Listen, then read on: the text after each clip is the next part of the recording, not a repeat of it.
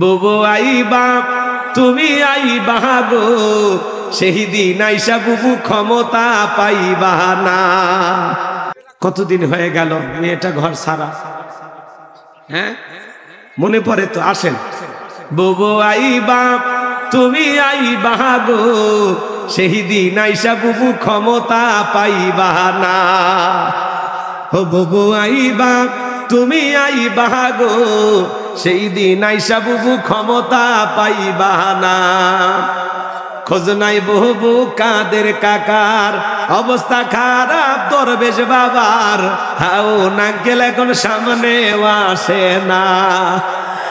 নেতা কর্মী সব জেলের ভিতর, আমি আছি ডরের ওপর, কখন জানি আসে গ্রেফতারি পরোয়ানা। বুবু আইবা তুমি আইবা গো, সেই দিন আইসা বুবু চেয়ার পাইবা না। ক্ষমতার চেয়ার থেকে নামা সহজ, কিন্তু ওই চেয়ারে ওঠা কঠিন। কথা বলে ঠিক কিনা? আগামীতে আমরা সিদ্ধান্ত নেব, আর যাই হোক কোন নারীকে এই দেশের প্রধানমন্ত্রী বানাবো না, যেই দলেরই হোক। পুরুষ প্রধানমন্ত্রী কারা কারা চান হাত তুলে দেখান। লিল্লাহি তাকবীর। নারীদের দেখার দিন শেষ, আগামীতে পুরুষের বাংলাদেশ। কথা বলে ঠিক কিনা? পুরুষ হবে আগামীতে আমাদের নেতা। এই হইছে এ কাপড় খুলে নামছে, এ কি হয়েছে? কাপড় খুলছো কেন? গরম লাগছে? দেখো বাবা, আর সে মশান দেখি। ঠিক আছে, ও তো বারবার বলতেছে খেলা হবে, একটু অপেক্ষা করেন, কষ্ট হয়। শোনেন, মেয়ে মানুষের রাগ বেশি, জেদ বেশি। দেখেন না, স্বামীর সাথে ঝগড়া লাগে, হাড়ি পাতিল ভেঙে ফেলে দেয়, স্বামী তুলে আছাড় মারে, রাগ করে বাপের বাড়ি চলে যায়, রাগ করে পুরো একটা দেশ থেকে পালিয়ে গেছে। আপনি বুঝতে পারতেছেন না, মেয়েদের জেদ বেশি, রাগ বেশি। বোঝা গেছে? খুব চিন্তা ভাবনা করে পা ফেলা লাগবে। পুরুষ দরকার, পুরুষ। পুরুষ হবে আমাদের নেতা।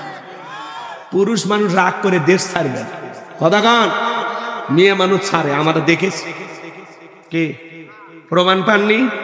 যে সামনের দিকে যাই ভাইয়েরা আমার, কষ্ট মনের মধ্যে নেবেন না, যেই দলেরই হোক আমরা একটা পুরুষ নেতা চাই। এ বাজান গো আমার, জিবরাইল এসে বলে নবী দোয়া কবুল হবে না। নবী আমার টেনশনে পড়ে গেলেন, কি করা যায়? জিবরাইল ডেকে বলে নবী সাহাবা ইকরামদের মধ্যে ঘোষণা করেন, আপনার সাহাবীদের মধ্যে এমন কেউ কে আছে যে মক্কার মহাবীর আমরের মোকাবেলা করবে? নবী আমার এই কথা শোনার পরে সাহাবীদেরকে ডেকে বলেন, আমার সাহাবীরা শোনো, তোমাদের মধ্যে এমন কেউ কে আছে যে মক্কার মহাবীর আমরের মোকাবেলা করবা? নবীর কোন সাহাবী দাঁড়ায় না, হযরত আলী দাঁড়িয়ে গেলেন। বলুন আল্লাহু আকবার। নবী বলে, আলী রে, তুমি ছোট মানুষ না বুঝে কেন দাঁড়াইছো? তুমি কি জানো ওই মক্কার মহাবীর আমর একবেলা খাবার খাইয়ে 21 কেজি 3.5 মণ ওজনে তরবারি যুদ্ধ করো, এত বড় বীরের সামনে তুমি কেমনে যাইবা? তুমি বসে পারো। হযরত আলী বসে বললেন, নবীজি দ্বিতীয়বার বললেন, আবারও হযরত আলী দাঁড়িয়েছেন। নবীজি তৃতীয়বার বললেন, ও আমার সাহাবীরা, তোমাদের মধ্যে এমন কেউ কে আছো যে মক্কার মহাবীর আমরের সাথে মোকাবেলা করবা? আবার হযরত আলী দাঁড়িয়ে গেলেন। বলুন আল্লাহু আকবার। নবী তখন দুইটা হাত বাড়ায় বলে, আলী, আলী রে, আয় আয় আমার বুকের ভিতরে আয়। নবী আলীকে বুকের সঙ্গে জড়ায় নিয়ে দেখে বলে, আলী, এত বড় বীরের সামনে যাইতে চাস? তোর জানি কি মায়া দয়া নাই? নিজের মৃত্যুর ভয়টাও কি নাই রে আলী?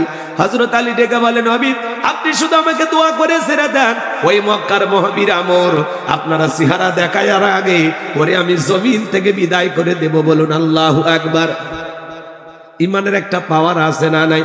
নবী আমার ডেকে বলে, আলী, খালি হাতে দোয়া করলে লাভ হবে না। ওসমান, তোমার বাড়িতে কি তরবারি আছে? হযরত ওসমান ডেকে বলে, আমার বাড়িতে তরবারি আছে 27 ইঞ্চি লম্বা। এখন তো তরবারির কথা শুনলেই বলবে জঙ্গি। কথা বলেন না কেন? এদেশে কিন্তু জঙ্গির নাটক কম হয়নি। কথা কি বলছেন? আসলে মূলত এই দেশে কোনো জঙ্গি নাই, ওগুলো সব ওদের সাজানো নাটক। কথা বলেন। মাদ্রাসা বন্ধ করার জন্য ষড়যন্ত্র কম হয়নি। মনে করেন, উদাহরণ দিচ্ছি, এই ঝিনাইদহ শহরে একটা দাওরা হাদিস মাদ্রাসা আছে।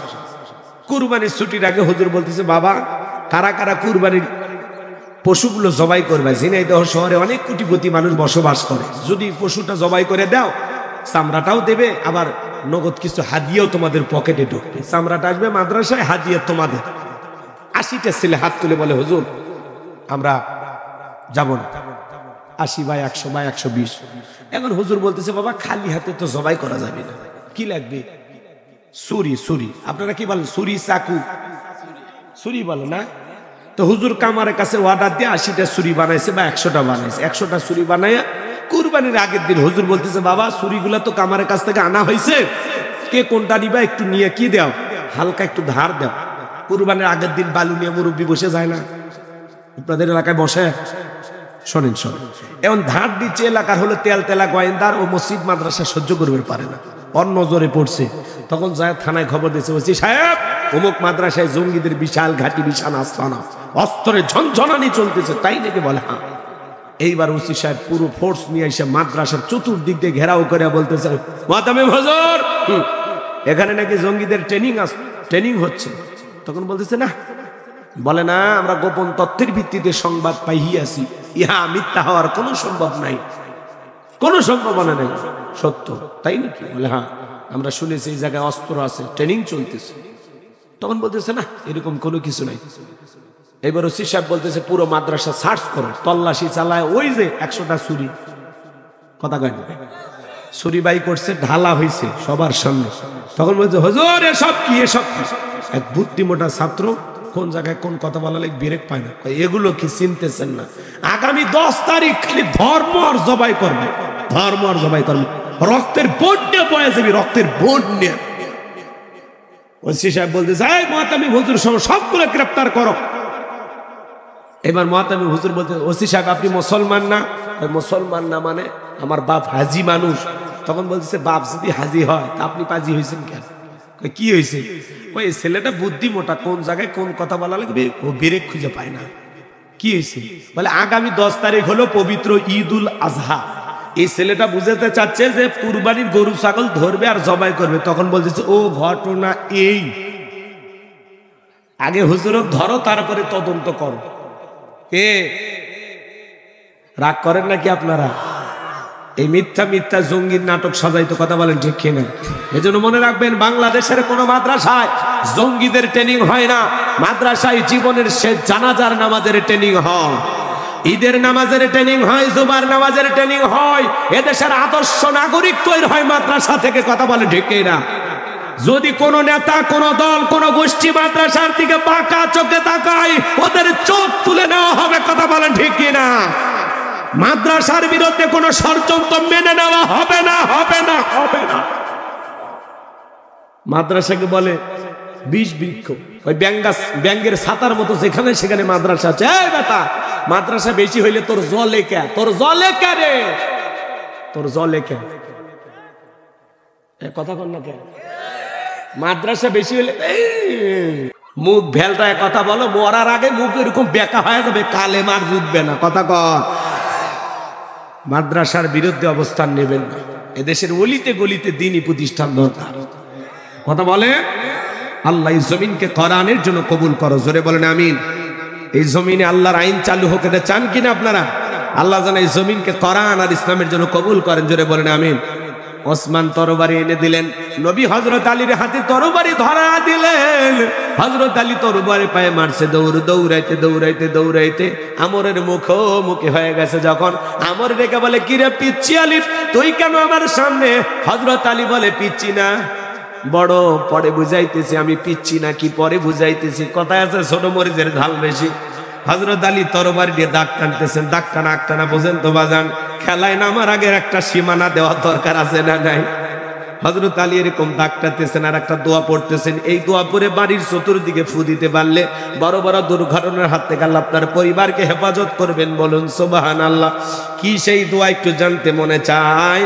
হযরত আলী এবার দাগ টানতেছেন, দাগ টানতেছেন, দাগটা টানার পরে তরবারিটা উঁচু করে ডেকে বলে এই কাফেরের বেটা, আমর তোর যদি সাহস থাকে দাগটা পার হয়ে নবীজির কাল্লা নিতে যা। এ আয় খালি দাগটা পার হয়ে দেখ। আল্লাহু আকবার। এমন ভাবে হুঙ্কার মারছে, এই কাফেরের বেটা আমর তোর সাহস থাকলে দাগটা পার হয়ে দেখায়। এ আয় আয় খেলা হবে, আয়। আল্লাহু আকবার বলেন। বাড়িতে ঢুকছে চোর, বাড়িওয়ালা ল্যাংরা দুটো পাই না, কিছু না পারুক, যদি টের পাইয়া আওয়াজ দেয় কেরে, চোর থাকবি না, ভাগে দৌড় মারবি। একটা আওয়াজেই অনেক কিছু। মুসলমান খালি নারাই তাকবীর আল্লাহু আকবার বলে ময়দানে নামবে, বাতিলেরা লুঙ্গি পরার টাইম পাবি না। একটা আওয়াজে অনেক কিছু। লিল্লাহি তাকবীর। আপনি একাই একাই আওয়াজ দিয়ে মাঠে নামেন, পুরো ময়দান আল্লাহ ফাঁকা করে দিবে, আর আপনার পিছনে হাজার জন তৈরি করে দিন। খালি তাকবীর দিয়ে মাঠে নামেন না, আপনি একা বের হবেন, কিন্তু আল্লাহ এতজন তৈরি করে দিবে আপনি কল্পনাও করতে পারবেন না। রাগ করেন আমার ভাইয়েরা?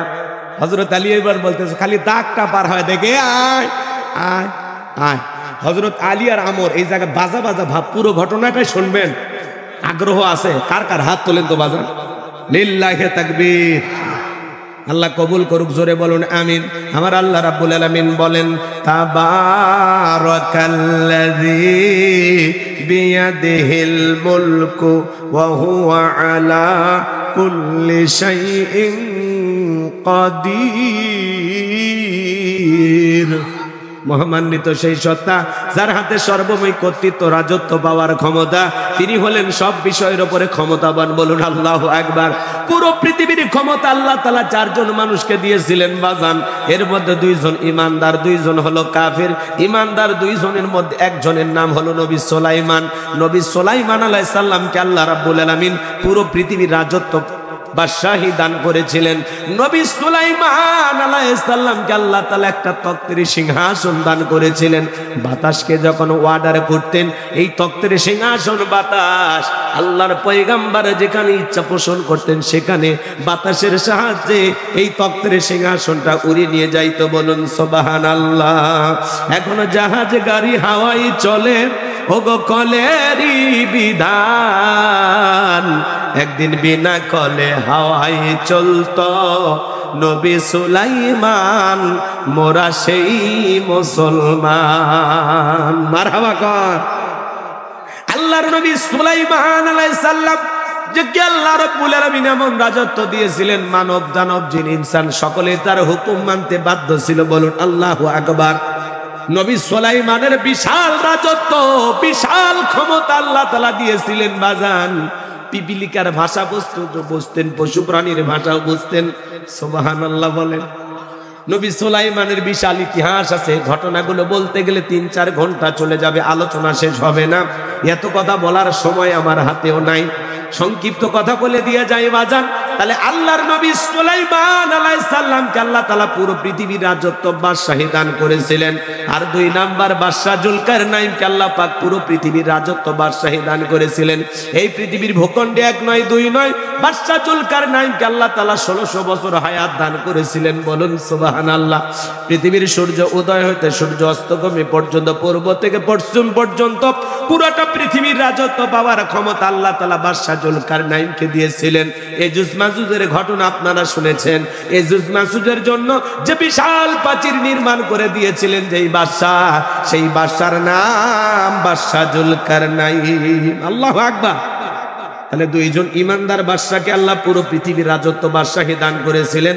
১ নাম্বার নবী সুলাইমান, আর ২ নাম্বার হলো বাদশা জুলকারনাইন। আল্লাহু আকবার বলেন। আর ২ জন কাফেরকে আল্লাহ পাক পুরো পৃথিবীর রাজত্ব বাদশাহী দান করেছিলেন। এর মধ্যে হলো একজনের নাম জালেম বাদশা বখতেনাসর। জালেম বাদশা বখতেনাসর যেই সময় ক্ষমতায় এসেছিল, ওই সময় আল্লাহ তাআলা তার একজন পয়গম্বর পাঠিয়েছিলেন, যেই নবীর নাম হলো দানিয়াল। আল্লাহর নবী দানিয়াল সালাম ডেকে বলেন, ইয়া বানি ইসরাঈল আযকুরু নি'মাতি আল্লাতী আন'আমতু আলাইকুম ওয়া আন্নী ফাদ্দালতুকুম আলাল আলামিন। আল্লাহ নবী দানিয়েল ডেকে বলেন, ও বনি ইসরাঈল উম্মতেরা, দাম্ভিকতা করো না, অহংকার করো না। তোমাদের বাপ দাদা কৃতদাস ছিল, সেখান থেকে আল্লাহ তাআলা তোমাদেরকে মুক্ত করেছেন, স্বাধীন করেছেন। আল্লাহর নিয়ামতের শুকরিয়া আদায় করো, আল্লাহ তাআলার কৃতজ্ঞতা আদায় করো, শুকরিয়া আদায় করো, দাম্ভিকতা করো না, অহংকার করো না। সেই মহান রবের শুকরিয়া আদায় করো যিনি আসমান জমিনের রব, আমাদের প্রতিপালক। পয়গাম্বারের কথা শুনে তারা ডেকে বলে, পয়গাম্বার পুরান দিনের গল্প শোনায় লাভ নাই, বাপ দাদা চাকর ছিল তাতে কি হয়েছে, আমাদের টাকা পয়সা কোনো কিছুর অভাব নাই। আল্লাহ নবী দানিয়েল সালাম তাদেরকে দিনে দাওয়াত দেয়, রাতে দাওয়াত দেয়, সকালে দাওয়াত দেয়, সন্ধ্যায় দাওয়াত দেয়, কোনো মতেই তারা দাওয়াত গ্রহণ করে না। আল্লাহ নবী দানিয়েল ডেকে বলে, কওমের মানুষেরা, ও বনি ইসলাম মতেরা, গাছের পূজা করো না, মাছের পূজা করো না, চন্দ্রের পূজা করো না, সূর্যের পূজা করো না, এক আল্লাহর ইবাদত করো। কোনো মতেই যখন তারা দাওয়াত গ্রহণ করলো না, আল্লাহ নবী দানিয়েল সালাম তখন ডেকে বলে, শোনো, আল্লাহ রাব্বুল আলামিনের সাথে যারা দাম্ভিকতা করে, অহংকার করে, যে কওমের মানুষ, জাতির মানুষ, আল্লাহ তাআলা তাদের ঘরে দুই ধরনের আযাব আর গজব পাঠায় তাদের ভাগ্যে। এক নাম্বার হলো আসমান জমিনের আযাব আর গজব দিয়ে আল্লাহ তাদেরকে ধ্বংস করে দেয়, আর না হয় তাদের ভাগ্যে জালেম শাসক পাঠায়া দেয়। জনগণ হবে যেমন, তাদের নেতাও হবে তেমন।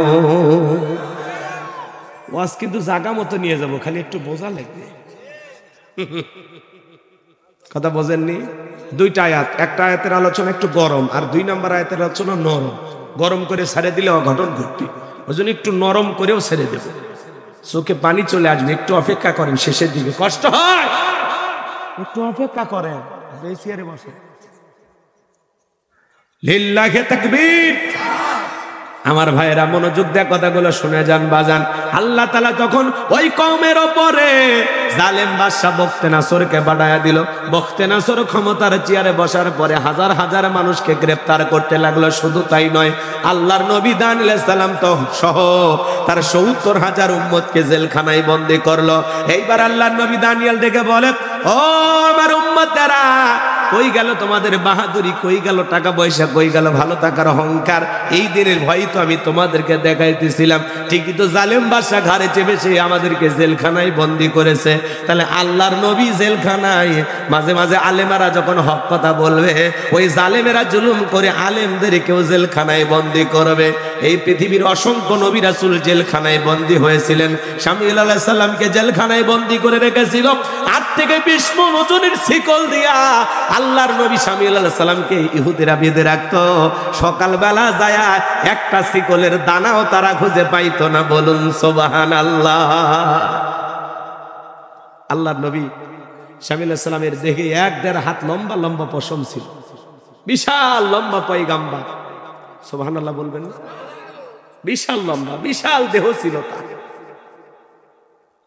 ওইটা আলাদা একটা ঘটনা, ওই দিকে আমি যাব না।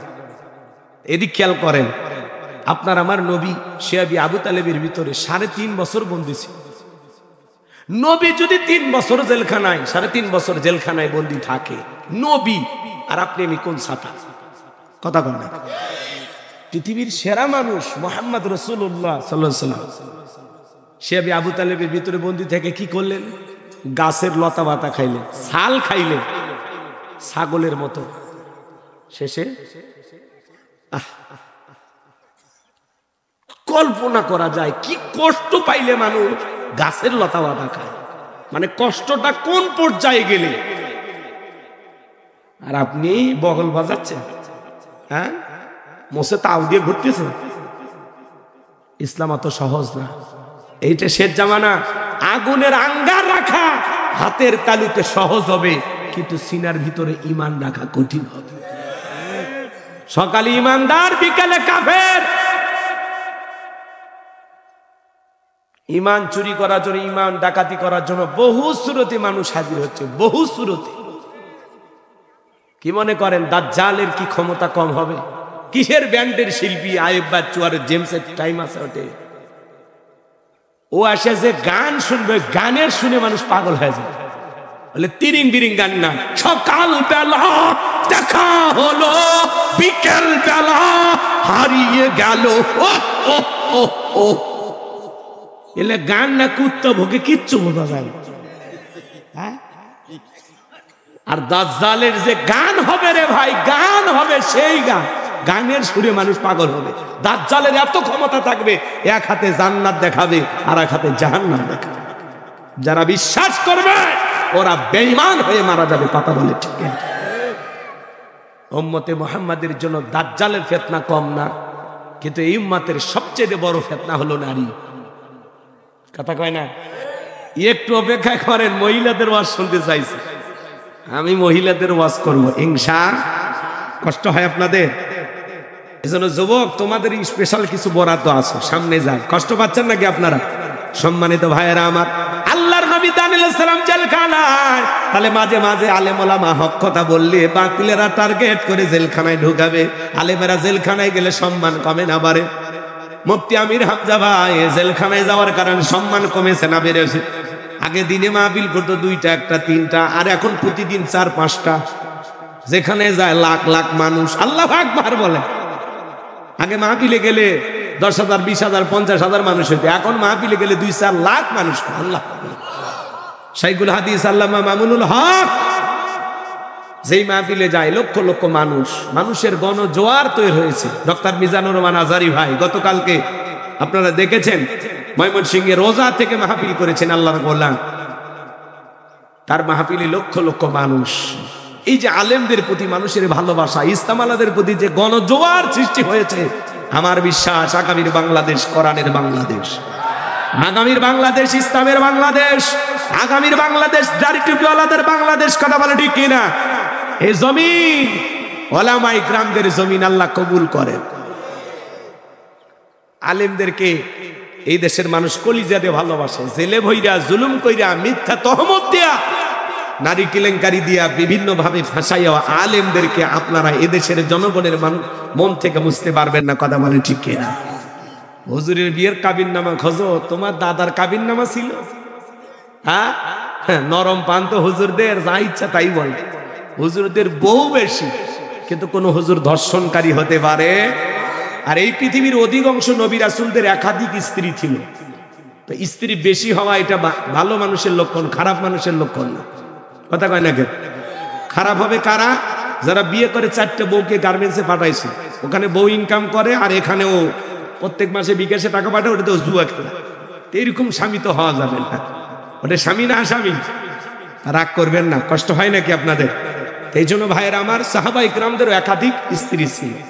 তো বউ বেশি হওয়া এটা খারাপ না, এটা ভালো। কথা কয় না? রাগ করেন নাকি আপনারা? মহিলার অবশ্য মন খারাপ করছে না, মা মন খারাপ করার দরকার নেই। যতই আমরা বুঝাই লাভ হবে না, কারণ ঝামেলা আছে। একটার জ্বালায় ঘরে থাকা যায় না, বাইরে বাইরে ঘোরা লাগে। আর 2-3টা হলে থাক, আমি আর বলবো না। দেখতেছেন না, ঘুম আসবেন ঠিকই, কিন্তু ওই ঘুম ভাঙবে না। অতএব সাবধান। আর যে জামানা শুরু হয়েছে রে ভাই, কথাকে বোঝেন না? সুযোগ পাইলে বাপ রে বাপ। কয়েকদিন আগে এক মহিলা নাই করে দিছে। কি নাই করছে আমি বলবো না, রাগ করেন আপনারা? তাহলে মেয়েরা কত সিরিয়াস। অতএব সাবধান, রাগ করেন। ইনসাফ প্রতিষ্ঠিত করতে পারলে বিয়ে করবে, কিন্তু ইনসাফ যদি প্রতিষ্ঠিত না করতে পারেন, আপনার ইনকাম নাই, দেহের শক্তি নাই, আপনি নিজে বিয়ে করবেন? একটাই চালাইতে পারেন না, আপনি যা পাইছেন ওইটা নিয়ে থাকেন, আমাকে ঝামেলা করেন না। অনেকে বলে 2-3 বিয়ে এসে হানতেন খুবই আরামায় শান্তি, অত সহজ না, জ্বালা আছে। কথা কয় না কেন? এমন জ্বালা, ওবায়দুল কাদের সাহেবের মতো বলবেন জ্বালা, ঘরে জ্বালা, বোঝেন না? অতএব সাবধান, বিয়ে করতে চাইলে করা যাবে না, খুব চিন্তা ভাবনা করে পা ফেলতে হবে। কথা বলে ঠিক কিনা? আর আমরা যে দেশের মানুষ ফরমালিন খাই, উল্টা পাল্টা খাই, আমাদের শরীর ঠিক মতো চলে না। কি কথা কর নাকি? আপনি কি সৌদি আরবে আছেন যে খেজুর খাচ্ছেন, ভেজাল মুক্ত জিনিস খাচ্ছেন, কোটি কোটি টাকার সম্পদ, বিজনেস করেন, আপনার টাকার অভাব নাই? তাহলে ভিন্ন কথা। আপনি তো একটা বউ চালাইতে পারেন না। অতএব যেটা আছে ওইটা নিয়ে খুশি থাকেন। কি চাচা, রিস্ক নেওয়ার দরকার নাই, এই বয়সে ঘর বাড়ি হারায় না। চলেন ভাইয়েরা আমার, সামনের দিকে যায়। এবার মা বোনেরা খুশি হয়েছে, যাক আটকায় দিছে। চলেন সামনের দিকে যায় ভাইয়েরা আমার। আমি গুনাহগার যে কথা বলতে চাই, আল্লাহর নবী দানিয়াল ডেকে বলে, কই গেল তোমাদের দাম্ভিকতা, কই গেল সুন্দরী বউ, কই গেল টাকা পয়সা? এই দিনের ভয় তো আমি তোমাদেরকে দেখাইতেছিলাম। উম্মতের ডেকে বলে, পয়গম্বর আপনার কথা যে দিবালোকের মতো সত্য হবে আমরা বুঝতে পারি নাই। কথা দিলাম গো নবী, আজ থেকে গাছের পূজা করব না, চন্দ্রের পূজা করব না, সূর্যের পূজা করব না, এখন থেকে একমাত্র আল্লাহর ইবাদত করব। আপনি যা বলবেন আজ থেকে আমরা তাই শুনবো। আল্লাহ নবী দানিয়াল ডেকে বলে, শোনো, রাত 12টার পরে আমি যখন আল্লাহ বলে ডাক দেব, আমার সঙ্গে তোমরা সবাই ঘুম থেকে জাগ্রত আল্লাহ বলে ডাক দেবা। একমাত্র আল্লাহই পারে এই জালেমের জেলখানা থেকে মুক্ত করতে। আল্লাহ নবী দানিয়েল সালাম রাত 12টার পরে আল্লাহ বলে ডাক দিয়েছেন। একটু জবান ছেড়ে সবাই ভালোবেসে ডাক দেন আল্লাহ। আর একটু জোরে বলেন আল্লাহ, আল্লাহু আকবার। আল্লাহ আল্লাহ বলে মানে কলিজাটা ভরে যায়, কলিজার মধ্যে কোনো ফাঁকা থাকে না। আল্লাহ আল্লাহ, কি নাম, সুবহানাল্লাহ, কি নাম। আল্লাহু আল্লাহু, কি যে মধুর নাম। আল্লাহু আল্লাহু, কি যে মধুর নাম। ধরার তামাম মনি মুক্তা নাহিরা সব জায়গায় পাই শুধু তার নাম। আল্লাহু আল্লাহু, কি যে মধুর নাম। জোরে কোন মারহাবা। সম্মানিত ভাইয়েরা আমার, কষ্ট মনের মধ্যে নেবেন না। আল্লাহ নবী দানিয়েল সালাম গভীর নিষেধ আল্লাহু আকবার আল্লাহ আল্লাহ বলে ডাক দিয়েছেন। সবাইকে নিয়ে সিজদায় লুটিয়ে বলেন, চোখের পানি ছেড়ে দিয়ে কাঁদেন আর ডেকে বলেন, আল্লাহ আমার উম্মতেরা ভুল করেছে, গুনাহ করেছে, তারা তওবা করে ফিরে আসতে চায়। আল্লাহ আপনি আমার উম্মতকে মাফ করে দেন। আল্লাহর নবী দানিয়েল সালাম যখন কাকুতি মিনতি করে সিজদায় লুটিয়ে পড়ে চোখের পানি ছেড়ে দিয়ে কান্না করতে লাগলেন, আমার আল্লাহ ডেকে বলে, ও নবী দানিয়েল কান্না করতে হবে না, আমি আল্লাহ তোমাদের দোয়াকে কবুল করে নিয়েছি। ওয়াসিরি জালেম বাদশা বখতিয়ানাসরের জেলখানা থেকে মুক্ত করার ব্যবস্থা করে দেব। বলুন আল্লাহু আকবার। ওই রাত্রিতে আল্লাহ পাক বাদশা বখতিয়ানাসরকে এমন একটা ভয়ঙ্কর স্বপ্ন দেখা হয়েছে।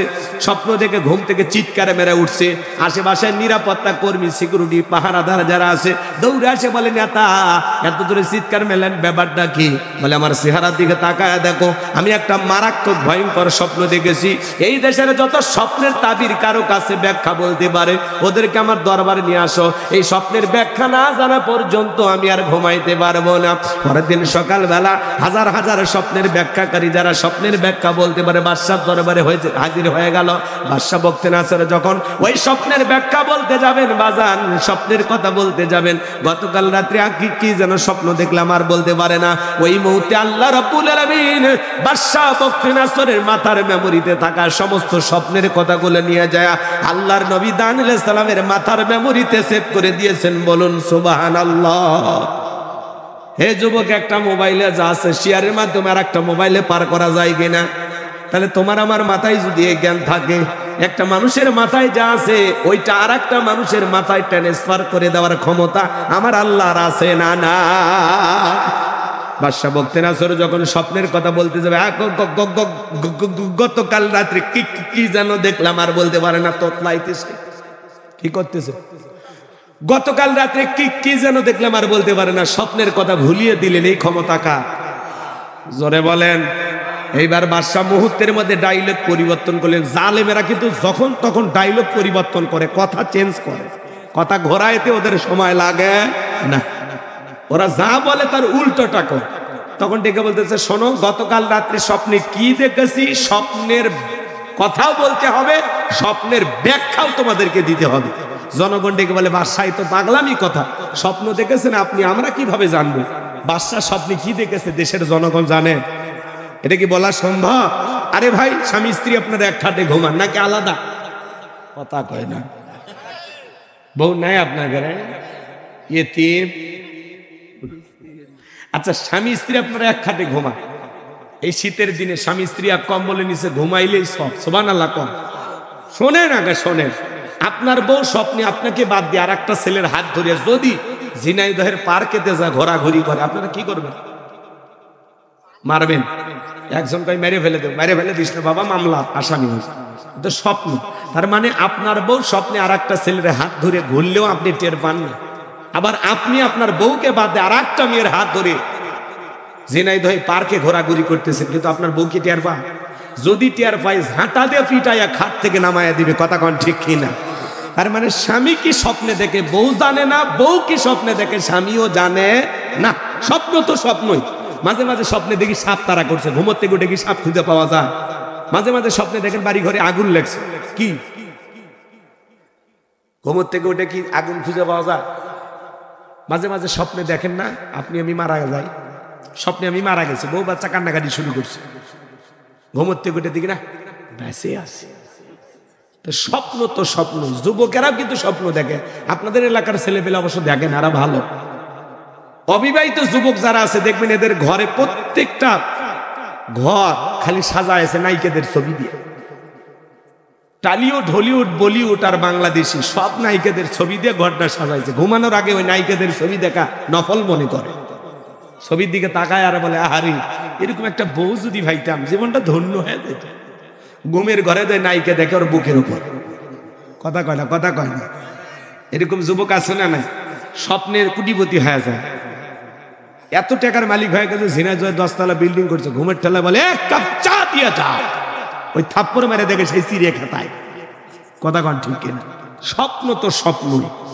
রাগ করেন যুবক, তোমাদেরকে নষ্ট করছে এই সমাজ। সমাজের দায়িত্ব যাদেরকে আমরা দিয়েছি ওরা অশ্লীলতার ব্যাপকভাবে প্রচার প্রসার করছে, আর সেখানে তোমরা গা ভাসিয়ে দিয়েছো।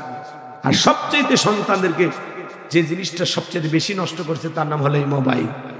আপনাদের এলাকার ছেলেরা অবশ্য মোবাইল কি চেনে না, আমি আমি আমি জানি এই ছেলেরা ভালো। হ্যাঁ, এই মোবাইলের ওজন কম। কার কার মোবাইল আছে হাত তোলেন তো, মোবাইল সহ। কি মোবাইল নাই আপনাদের? সবার আছে কিন্তু হাত তোলে না, এই জায়গায় শরম করতেছে। এদের আবার শরম বেশি, লাজুক ছিল। এই মোবাইলের ওজন কম, কিন্তু মোবাইলের মাধ্যমে পাপের ওজনটা অনেক বেশি। সারা রাত ঘরে দরজা লাগায় একা একা মোবাইলে কম্বলের ভিতরে অশ্লীল ভিডিও দেখে। আছে না নাই? কি পোলাপান দেখে না? অনলাইনে জুয়া, ফ্রি ফায়ার, পাবজি উল্টা পাল্টা গেমস খেলে, আছে না ভাই? সারা রাত চাইটা মোবাইল ঘাটাঘাটি করে। মা যখন বলে এই রুবেল ভিতরে কি হয়, তখন বলে বাংলাদেশের স্বাধীনতার যুদ্ধ, মানে পড়ার ভান করে। আবার যখন চলে আসে আবারও মোবাইলে উল্টা পাল্টা ভিডিও দেখে। তাহলে এই তরুণ তরুণীদের, যুব সমাজকে নষ্ট করছে এই মোবাইল। কথা বলেন ঠিক কিনা? আমি কি বলবো, 1 মিনিট বলবো, রাগ করবেন না। বিয়ের আগে ছেলে মেয়ের হাতে টাচ মোবাইল দেবেন না, এটা শপথ নেন। প্রত্যেকটা অভিভাবক শপথ নেন, ছেলে যদি কান্দে মরেও যায় তাও টাচ মোবাইল দিবেন, মেয়েকেও দেবেন না। এই মোবাইল আপনার আমার ছেলে মেয়েদেরকে ধ্বংস করতেছে। কথা বলেন না? দেশে মোবাইল আইছে, চিঠি বন্ধ হইয়াছে, দিওয়ানা বানাইছে, পোলা মাইয়ার মনের কথা ভাসে বাতাসে। ও দেখো পোলা পানের মন বাদা ফেসবুকে এখন, মোবাইলে চ্যাটিং কইরা কাটায় সারাক্ষণ। এই মোবাইল পাইয়া দেখো মদনের মাইয়া কি কাণ্ড ঘটাইছে, স্বামী সংসার রাইখা নাকি পলাইয়া গেছে, সে যে স্বামী সন্তান রাইখা নাকি পালাইয়া গেছে। 2 বাচ্চার মা, 4 বাচ্চার মা পরকীয়া প্রেম করে আর একটা ছেলের হাত ধরে পালিয়ে যায়। যে নারী স্বামী রেখে সন্তান রেখে আর একটা ছেলের হাত ধরে পালিয়ে যায়, ওটা নারী জাতির কলঙ্ক। কথা বলে ঠিক কিনা? কেমনে পারলা মা স্বামী রেখে সন্তান রেখা? ও বোন, তুমি কেমনে পারলা? কেমনে পারলা? ভয় নাই অন্তরে? আজকে এগুলো ঘটনা ঘটতেছে না বাজান? রহ রহ ঘটতেছে। এই পরকীয়ার অভিশাপে হাজারো পরিবার, হাজারো ছেলেদের জীবন নষ্ট করে দিবে। কথা বল, এই এলাকায় হয়নি তো? এলাকায় কেউ এই ঘটনা ঘটাইনি। এটা ভারতের ওয়াজ হচ্ছে, ভারতের এলাকার নারীরা সব জান্নাত থেকে পালিয়ে যাচ্ছে, সব ভালো মহিলা। হ্যাঁ, রাগ করে নাকি? সব কি নারীদের দোষ? পুরুষের দোষ নাই? এক হাতে তালি বাজে। এই কথা কন না। এই ছেলে, এই যুবক, তোমাদেরকে বলছি, তোমার স্ত্রীর সাথে যদি কেউ পরকীয়া প্রেম করে মাইনে নেবা। তোমার বোন, ফুবু, খালার সাথে, তোমার মায়ের সাথে, মানবা না, মানবা না, মানবা না। তাহলে তুমি যেই নারীর সাথে পরকীয়া প্রেম করো, এটা তো কারো না কারো স্ত্রী, কারো না কারো মা, কারো না কারো মেয়ে। এই ছেলে, একটা নারীর স্বামী আছে, সন্তান আছে, সেই নারীর দিকে কেমনে নজর যায়? তো রুচিতে সমস্যা। এই কথা কয় না কেন? মানুষ হবি কবে? মানুষ তোরা কবে হবি? একটা নারীর স্বামী আছে, সন্তান আছে, কেমনে পারো ওই সুখের সংসারে তুমি জায়হানা দিতে?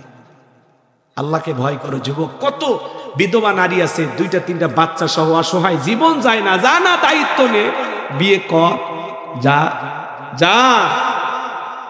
কত অভাবগ্রস্ত পরিবার আছে, দরিদ্র গরিব অসহায়, মেয়েটার বিয়ে দিতে পারে না, যা না ভাই বিয়ে কর, বিয়ে কর। কিন্তু একটা মেয়ের স্বামী আছে, সেই দিকে কেন নজর দাও? এই পরকীয়া, আরে দেখলেন না, পরকীয়ার বলি হলো একটা ছোট্ট বাচ্চা, কয়েকদিন আগেই তো, 2 দিন আগের ঘটনা। মা আর ওই পরকীয়া প্রেমিক অপকর্ম করতেছে, এই দৃশ্যটা সন্তান দেখে ফেলার কারণে সন্তানকে তারা হত্যা করেছে। তাহলে মানুষ কতটা নিচে নামলে এই কাজ করতে পারে? মায়ের পরকীয়া সন্তান দেখে ফেলেছে, এজন্য কি করছে? হত্যা করছে। এটা মা, একে মা বলা যায়? হ্যাঁ, তা ডাইনি, পাশানি, রাক্ষসী কথা বলেন। এরা ছেলেদের জীবনগুলোকে জাহান্নাম বানিয়ে দিছে। এরা ছেলেদের ভালোবাসে না, এরা ছেলেদের মন নিয়ে ব্যবসা বাণিজ্য করে। কথা ঠিক কি না? আল্লাহ যেন নারীদেরকে হেদায়েত দান করেন, জোরে বলেন আমি। হদেশে টিকটক আসিয়া, দেখলাম না টিকটক করে 11 বছরের মেয়ে, মা ক্যান্সারের রোগী, হাসপাতালে ফেলায় নওগাঁ চলে গেছে। 11 বছর। আজকে ক্লাস 5-এ পড়া, 6-এ পড়া ছেলে মেয়ে প্রেম করে, এটা দুঃখজনক। ক্লাস 6-এ পড়ে, সেই মেয়ের বালিশের নিচে 7টা সিম কার্ড, 7টা BTCAS লেখা। মানুষ বলতেছে এগুলো তো বুঝতে পারলাম না, সিমের ভিতরে BTC এগুলো লেখা কেন? তখন বলতেছে এগুলো অ্যাঙ্গেলে ম্যাচ দিছি। তার কি বলতেছ? বিতে বাদল, টিতে টিটুল, এসতে মামুন না সুমন। এই যে সিস্টেম দেখেন, নিয়ে ছোট না হয়ে গেছে। কথা কন না কেন? আগে আপনি দাখিল আলিম পরীক্ষা দিয়েও কিছু বোঝেননি, আর এখন ক্লাস 5-এর ছাত্র কয় ওইটা আমার, ওইটা কি আমার। কোন জামানা এসে বললেন? মহিলা, মহিলা। আপনার বউ যদি টিকটক করে, এই ছেলে, যার বউ টিকটক ভিডিও করে, কি তুমি সেলিব্রিটি স্বামী? এই তো তোমার বউ টিকটক করে, টিকটকের নায়িকা হয়েছে। যার বউ ফেসবুকে ছবি সারে, টিকটক ভিডিও করে, এই ছেলে, তোমাদেরকে বলে যায় তোমার রুচিতে সমস্যা। বউ পাবলিসিটি করার জিনিস না, বউ হলো পার্সোনাল জিনিস, একা দেখার জিনিস, দুনিয়ার মানুষকে দেখানোর জিনিস নয়। কথা কোন ঠিক কিনা? বউ আমার, আমার, আমি মানুষকে দেখাবো কেন? যার বউ টিকটক ভিডিও করে, ওয়াজ নসিহত করে, ভালো করেন, ভালো না হলে পাপের দিকে। কথা কন।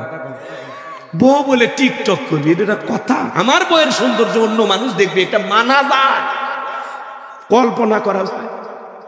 টিকটক ভিডিও করে। বন্ধুরা দেখেন কিভাবে নুডলস রান্না করতে হয়। মহিলা নুডলস রান্না করে, তারও ভিডিও বানায়।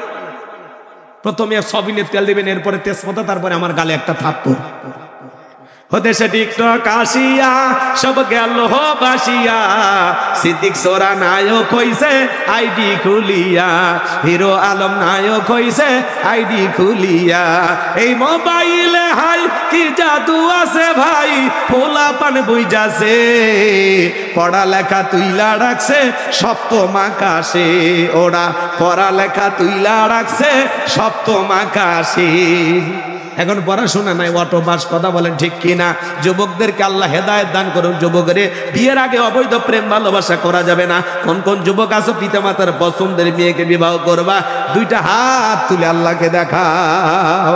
যারা বিয়ে করুন, হাত তোলে, ছেলে হাত তোলো, হাত তোলো, ওয়াদা দেও, ওয়াদা দেও। জীবনে কোনোদিন মা বাবার অবাধ্য হয়ে বিয়ে করবা না। মনে রাখবা, পিতা মাতার অবাধ্য হয়ে যারা পালিয়ে যা বিয়ে করে, এরা জীবনে কখনো সুখী হতে পারে। পিতামাতার দোয়া আছে যেখানে কল্যাণ আছে, মুরব্বীদের দোয়া আছে যেখানে বরকত আছে।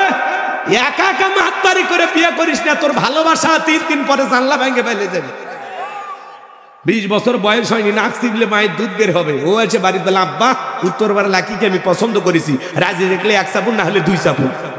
পিতামাতা রাজি হয় না, পালিয়ে যা বিয়ে করে, আর 3 মাস পরে ভালোবাসা আর খুঁজে পায় না। জীবনে কোনো দিন সুখী হতে পারবে না। ডায়েরি নিয়ে আসো, আমি লিখে দিচ্ছি। প্রেম করে জীবনে কেউ কোনোদিন সুখী হতে পারে না। কথা কন?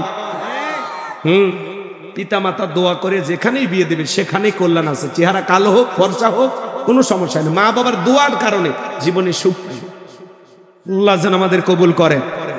আমার ভাইয়েরা, তাহলে আল্লাহর নবী কোন জায়গায়? জেলখানায়। কথা মনে আছে না নাই? এইবার বাদশা বখতিয়ার যখন স্বপ্নের কথা বলতে চায়, স্বপ্নের কথা বলতে পারলো না, ভুলে গেল। তখন সবাইকে বললো, শোনো স্বপ্নে কি দেখেছি। স্বপ্নের কথাও বলতে হবে, স্বপ্নের ব্যাখ্যাও বলতে হবে। জনগণ ডেকে বলে, বাদশা আমাদের পক্ষে বলা তো সম্ভব নয়। এইবার বাদশা বখতিয়ার ডেকে বলে, কেন? তোমরা নাকি গায়েব জানো? বলেন তো বাজান, আল্লাহ সারা দুনিয়ার কেউ কি গায়েব জানে? দুনিয়ার কোনো মানুষ গায়েব জানে না। নবী রাসূলেরা জানতেন ততটুকু, আল্লাহ যতটুকু তাদেরকে জানিয়ে দিতেন। এই জন্য পৃথিবীর জমিনে যারা বলবে আমরা গায়েব জানি, কিছু ভণ্ড পীর বের হয়েছে, ওরা বলে আমরা গায়েব জানি। আলেম ওলামা জানে না, নবী রাসূল জানে না, কিন্তু আমরা গায়েব জানি। যে বলবে আমি গায়েব জানি, ওরে একটা অন্ধকার রুমের ভিতরে নিয়ে যাবেন, আচ্ছা তারে পিটাইবেন, আর বলবেন গায়েবী মা দিলাম, কারো কাছে বলবি না, বললে ধ্বংস হয়ে যাবি। আল্লাহ সারা দুনিয়ার কোনো মানুষ গায়েব জানে? এটা যেন মনে থাকে। কি মনে থাকবে? ভণ্ড পীরের ওয়াজ করলাম না বাজান, চলেন না আমি সামনের দিকে নিয়ে যাই। খুব সুন্দর একটি কথা আপনাদের সামনে উপস্থাপন করব, সামনে গেলে আপনারা মজা পাবেন বাজান। এইবার বাদশা বখতিয়ার ডেকে বলে, 7 দিনের আলটিমেটাম দিলাম, 7 দিনের মধ্যে স্বপ্নে কি দেখেছি, স্বপ্নের ব্যাখ্যাটা কি হবে, দুইটাই তোমাদেরকে বলতে হবে, না হলে আমি শুলিতে চড়াবো, ফাঁসি দিয়ে মারবো। জনগণ ডেকে বলে, বাদশা 7 দিন কেন, 70 বছর সময় দিল, আপনি স্বপ্নে কি দেখেছেন এটা আমাদের পক্ষে বলা সম্ভব নয়। ওরা চলে গেল, জেলার জেলখানা দিয়ে ঘুরতেছে। আল্লাহর নবী দানিয়েল ডেকে বলে, জেলার দেখে মনে হয় টেনশনে আসো, আমার কাছে আসো, কি হয়েছে বলো। এইবার জেলার সব ঘটনা খুলে বলল। আল্লাহর নবী দানিয়েল ডেকে বলে, জেলার তুমি তোমার বাদশার কানের কাছে খবর পৌঁছায়া দাও, তোমার বাদশা স্বপ্নে কি দেখেছে আর এই স্বপ্নের ব্যাখ্যা কি হবে, দুইটাই আমার জানা আছে। জোরে বলেন মারহাবা। এইবার জেলার দৌড়ে গেছে বাদশার কাছে, যা বলে, বাদশা আপনি স্বপ্নে কি দেখেছেন, স্বপ্নের ব্যাখ্যাটা কি হবে। দুইটাই জেলখানা একটা আসামি আছে, সে জানতে পারে, সব বলে দিতে পারবে। তাই নাকি? বলে হ্যাঁ। ঠিক আছে, যাও বাজান কই, বাজানকে আমার কাছে নিয়ে আসো।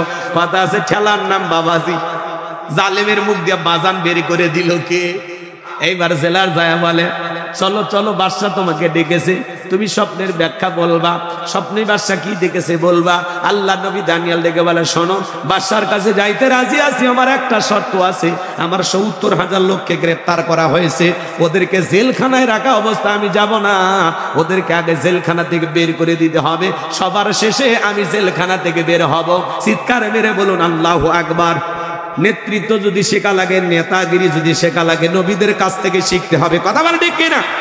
আপনি যাত্রার পিছনে স্লোগান দেন, নেতা পাইছে এক খান, ট্যাবলেট খান, ট্যাবলেট খান, ট্যাবলেট খান, যেখানে আমরা আছি সেখানে ট্যাবলেট খান, কবরে তোমরা কেন ওপরে।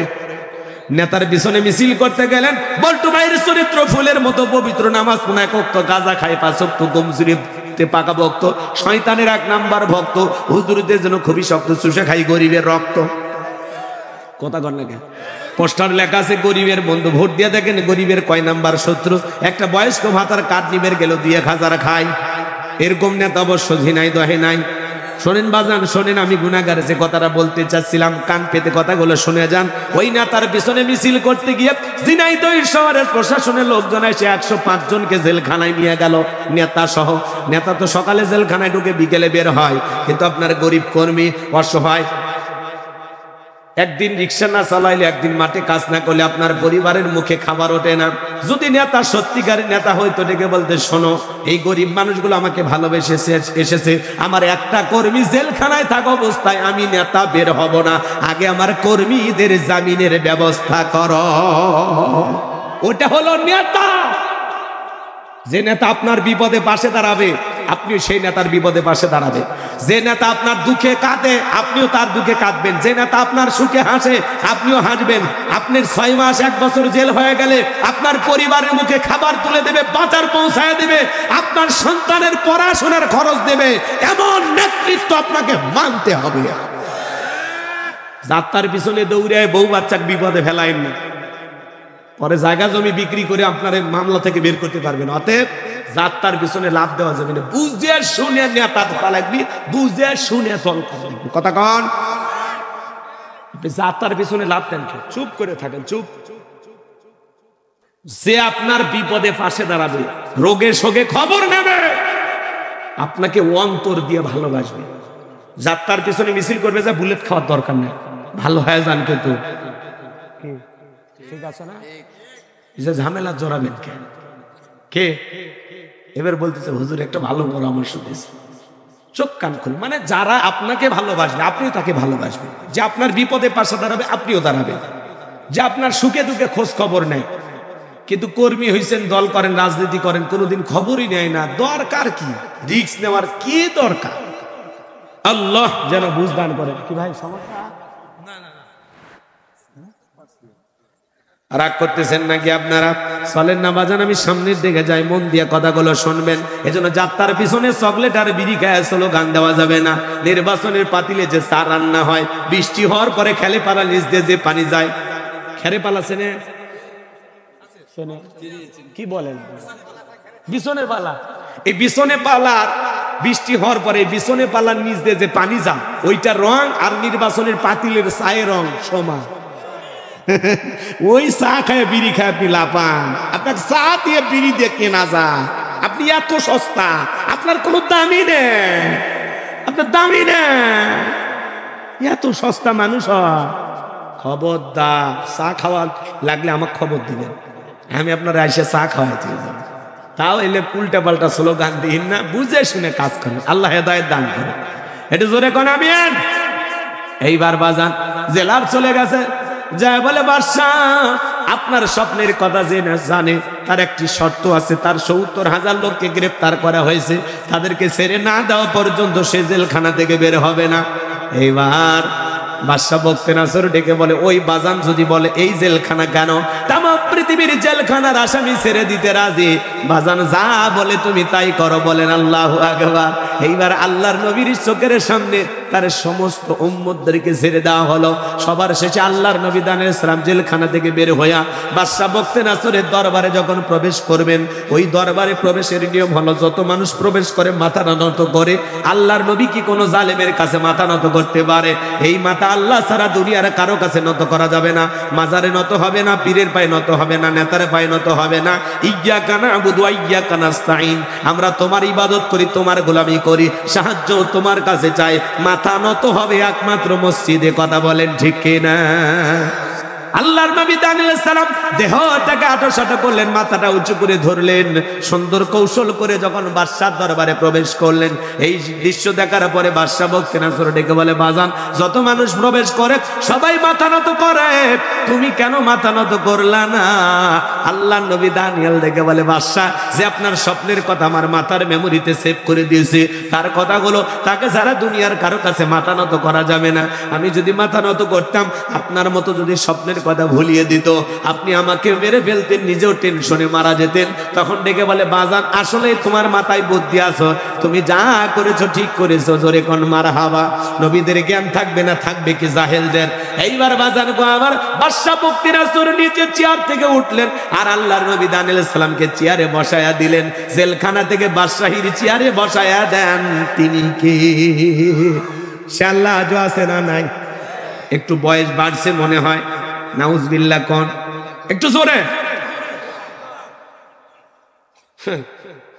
আল্লাহ যদি জেলখানা থেকে বের করে চেয়ারে বসাইতে পারে, আজও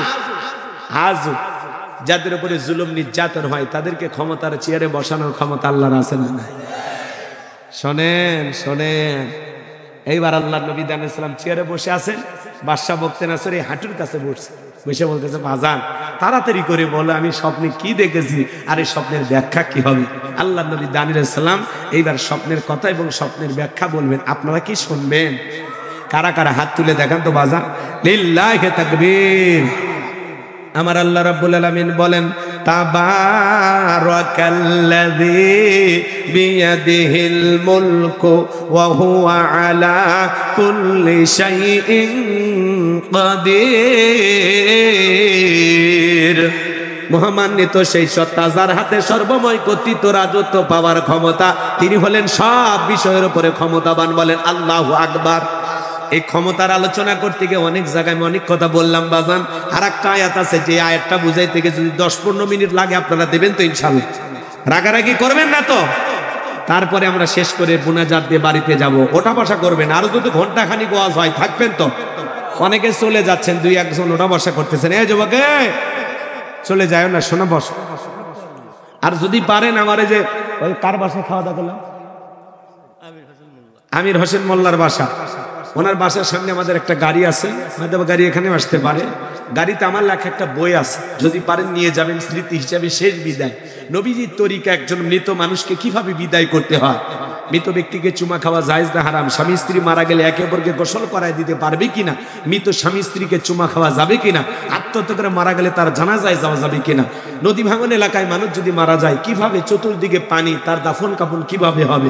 জান্নাত জাহান্নাম সম্পর্কে, কবরের সলজব সহ বিশেষ কিছু দোয়া সহ 2টা গজল সহ 76 পৃষ্ঠার বইটা যদি পারেন 50 টাকা হাদিয়া দিয়া লাইবারের কাছ থেকে নিয়ে যাবেন। ওই বইটার ভিতরে আমার মোবাইল নাম্বার ঠিকানা সব দেওয়া আছে, স্মৃতি হিসাবে। মানে মৃত্যু সম্পর্কে অনেক প্রশ্ন আমরা জানতে চাই কিন্তু খুঁজে পাই না। ওই বইটার ভিতরে প্রশ্নের উত্তর দেওয়া আছে, মা বোনেরা সহ সবাই সংগ্রহ করতে পারেন। আল্লাহ কবুল করেন, জোরে বলেন আমিন। এগুলো বই কিনে না, যুবকেরা কিনে উপন্যাস। প্রেম কেন কাঁদায়, যৌবনের মৌবনী, অভিশাপ্তরা, মিলন হবে কতদিনে, তোর মরণের পরে। এগুলো আজে বাজে উপন্যাস কিলে চরিত্র ধ্বংস হয়ে যাবে। প্রত্যেকটা মুসলমানের ঘরে একটা সিরাত গ্রন্থ থাকা দরকার, আছে না নাই? আজকে যুবকেরা পাগল হয়ে গেছে। ওই যে দেখছেন না, ওই ডায়লগ দিছে, নতুন একটা ডায়লগ, ওই চাচা বাড়ি ঘর কেন সাজানো, হেনা কোথায়? হেনা শ্বশুর বাড়ি গেছে। এই যে হেনা নিয়ে পাগল হয়ে আছে যুবকেরা। চাচা বাড়ি ঘর কেন সাজানো, হেনা কোথায়? আজকে হেনা খুঁজতেছে মানুষ, হেনা হেনা। আরে হেনা টিনা মিনে এগুলো খুঁজে লাভ আছে? নিজেকে প্রতিষ্ঠিত করো, নিজের যোগ্যতায় এগিয়ে যাও। হাজারো হেনার বাবা তোর বাড়িতে লাইন দিবে বিয়ের প্রস্তাবের জন্য। তুমি হেনার পেছনে সুইটা টাকা পয়সা সময় সব নষ্ট করতেছো। এই কথা কয় না কে? হেনা তোর জীবন করবে তেনা তেনা, হেনা তোর জীবন করবে ফানা ফানা। এগুলো হেনার দরকার নাই। এগুলো হেনারে লালন পালন করবা, আর একটা ছেলের হাত ধরে প্রতিষ্ঠিত হয় বিয়ে করবি, আর চোখের সামনে স্বামী নিয়ে ঘুরবি, দেখবি আর গাঁজা খাবি, আর বলবি আজও প্রতি রাত জেগে থাকি হেনাকে পাওয়ার আশা। হেনা কাছে নাই তাই সারা রাত গাঁজা খায়। হ্যাঁ, এই জন্য বাজান, বিয়ের আগে এগুলো অবৈধ প্রেম ভালোবাসা করা যাবে না। প্রেম হবে বইয়ের সাথে, হালাল স্ত্রীর সাথে। তোর কত প্রেম আছে, 24 ঘন্টা বইয়ের সাথে প্রেম কর। কথা কয় কেউ কিছু কবে? আর যাত্রার সাথে পার্কে টার্কে এখানে চিপাই চিপাই ঘর, মানুষ দেখলে বেইজ্জত, মান সম্মান চলে যায়। কথা কয় না? হালাল প্রেম করবো কার সাথে? স্ত্রীর সাথে। মহিলাদের ওয়াজ করতে যায় আমি বলবো নি হালাল ভালোবাসা কারে বল? কথা কয় না বলবো এখনই, কে একটু অপেক্ষা করেন, মহিলাদের ওয়াজে যায়। রাগ করবেন? চাচা হেনা কোথায় বলে লাভ নাই, জিজ্ঞাসা করো চাচা আপনার মুখে দাড়ি কোথায়, চাচা নামাজ পড়েন কিনা, চাচা চাচি নামাজ পড়ে কিনা। কথা কয় আমরা কোনো হেনার পিছনে খুঁজবো। নিজেকে প্রতিষ্ঠিত করো, নিজের যোগ্যতা অর্জন করো, নিজেকে জায়গা মতো প্রতিষ্ঠিত করো, নিজের যোগ্যতায় এগিয়ে যাও। হাজারো হেনার বাবা তোমার বিয়ের প্রস্তাব দেবে। কথা কয় না কে? আল্লাহ যেন যুব সমাজকে হেদায়েত দান করেন, জোরে বলেন আমিন। সোশ্যাল মিডিয়া এগুলো আজে বাজে ডায়লগ গুলো ভাইরাল হয়ে যায়। কত বছর আগের কথা কত বছর পরে ভাইরাল হয়ে যায়। সমাজের যুবকদের মাথা কিন্তু নষ্ট হয়ে গেছে। হিরো আলম এটা নিয়ে আবার কুত্তেক যা করছে, খুঁজতেছে না, কুকুরের সাথে ভিডিও বানাচ্ছে। এদের মাথা গিয়েছে, মাথায় খেলে না বাজান, মাথায় খেলে না। এগুলো দেখলে যে মানুষের আসলে রুচি চিন্তা ভাবনা যাচ্ছে, কুত্তেক করছে, যা করছে, চাচা হেনা কোথায়। আল্লাহ হেদায়েত দান করুক, জোরে কোন আমিন। আর একটু জোরে বলেন আমিন। তাহলে এইবার রেডি হন 2 নাম্বার আয়াতের জন্য। দিলটা নরম করেন, আমার দিকে তাকান। 10টা মিনিট যদি আমার দিকে তাকায় থাকতে পারেন, চোখ দিয়ে পানি চলে আসবে। আমার দিকে তাকান। আল্লাহ তাআলা বলেন আল্লাযী খালাকাল মাউতা ওয়াল হায়াতা লিয়াবলুয়াকুম আইয়ুকুম আহসানু আমালা ওয়া হুয়াল আজিজুল গফুর। আর একটু জোরে বলেন আল্লাহু আকবার। আমার আল্লাহ রাব্বুল আলামিন বলেন, আল্লাযী খলাকাল মাউতা ওয়াল হায়াতা, যিনি সৃষ্টি করেছেন মৃত্যু আর জীবন, লিয়াবলুয়াকুম আইয়ুকুম আহসানু আমালা, আমি আল্লাহ পরীক্ষা করে দেখব আমলের দিক দিয়ে কার আমল কত বেশি উত্তম, কার আমল কত বেশি সুন্দর। যার আমল ভালো তার আখিরাত ভালো, যার আমল খারাপ তার আখিরাত হয়ে যাবে বরবাদ। আয়াতের শুরুতে আল্লাহ বলেন, আল্লাযী খলাকাল মাউতা ওয়াল হায়াতা, যিনি সৃষ্টি করেছেন মৃত্যু আর জীবন। এই পৃথিবীর যত বড় ক্ষমতার তোর ব্যক্তি হোক না কেন, মৃতকে জীবিত করার ক্ষমতা কারো আছে? ওয়ার্ডার দিয়ে আবু সাইদকে হত্যা করতে পারে, কিন্তু একটা আবু সাইদের জীবন ফিরে দেওয়ার ক্ষমতা কোন নেতা নেত্রীর না। মুগ্ধকে হত্যা করার ক্ষমতা ওদের আছে, কিন্তু একটা মুগ্ধের জীবন ফিরে দেওয়ার ক্ষমতা কিন্তু এই স্বৈরাচারদের না।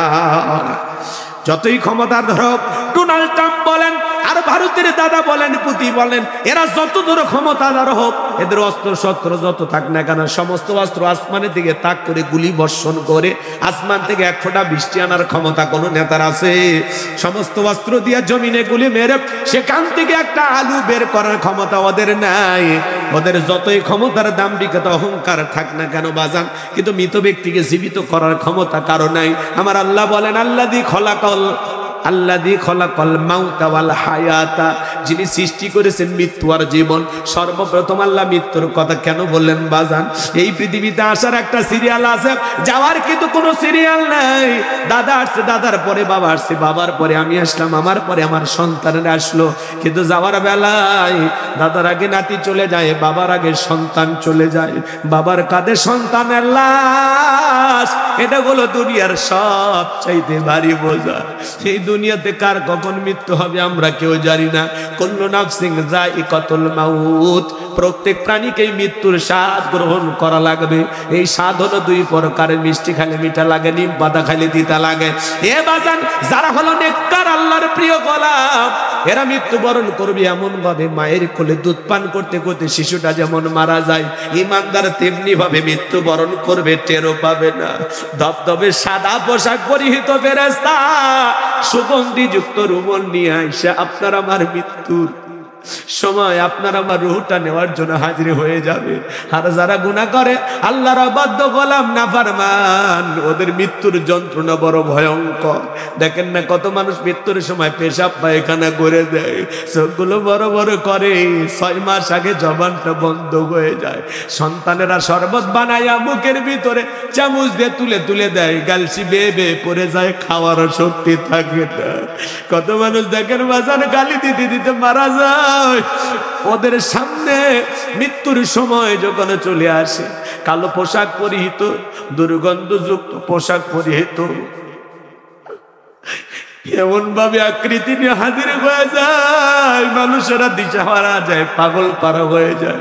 মৃত্যু বড় কঠিন, কার কখন মৃত্যু হবে আমরা কেউ জানি না। সবাইকে মৃত্যুর স্বাদ গ্রহণ করা লাগবে। হিন্দু বলেন, মুসলমান বলেন, বৌদ্ধ বলেন, খ্রিস্টান বলেন, মুসলিম বলেন, ভেতরে বলেন, সমস্ত ধর্মের মানুষ বিশ্বাস করে জন্ম হয়েছে, মৃত্যু একদিন হবে। মৃত্যু হলো চিরন্তন সত্য কথা। বেঁচে আছি এটাই অস্বাভাবিক, মৃত্যু হবে এটাই স্বাভাবিক। আরে ভাই, একটা সন্তান দুনিয়াতে আসবে, 9-10 মাস আগে খবর পাওয়া যায়, কিন্তু একটা মানুষ বিদায় নেবে 9 সেকেন্ড আগেও জানা যায় না কার কখন মৃত্যু হবে। আপনার স্ত্রীর গর্ভে থাকা শিশুরের মৃত্যু হবে, আপনার বাপ দাদারও মৃত্যু হবে, তারাও চলে গেছে, আপনি আমিও একদিন চলে যাব। দুনিয়া থাকার জায়গা না। যুবক রে, তুমি কি মনে করো মরবা না? ও হুজুর, আমি 10 তলা বিল্ডিং এর উপরে থাকি, এখানে বুঝি মালাকুল মউত যেতে পারবে না, লিফটের সুইচ বুঝি মালাকুল মউত জানে না? আল্লাহ বলেন, আইনামা তাকুনু ইদরিকুমুল মাউতু ওয়ালাউ কুনতুম ফি বুরুজিম মুশাইয়াদা। সূরা নিসার 78 নম্বর আয়াত। আল্লাহ ডেকে বলেন, যেখানে থাকো, যে অবস্থায় থাকো, মৃত্যু তোমাদেরকে ধরবেই, মৃত্যু থেকে পালানোর কোনো রাস্তা খোলা নাই। আল্লাহ নবী ইদ্রিস আলাইহিস সালামকে জিজ্ঞাসা করা হলো, ও আল্লাহ নবী ইদ্রিস, মৃত্যুর যন্ত্রণা আপনার কাছে কেমন মনে হয়? আল্লাহ নবী ইদ্রিস আলাইহিস সালাম ডেকে বলেন, জ্যান্ত ছাগলের গা থেকে চামড়া খসাইলে ছাগলের যেমন কষ্ট হয়, মৃত্যুর যন্ত্রণা আমার কাছে তেমনি কষ্টকর মনে হয়।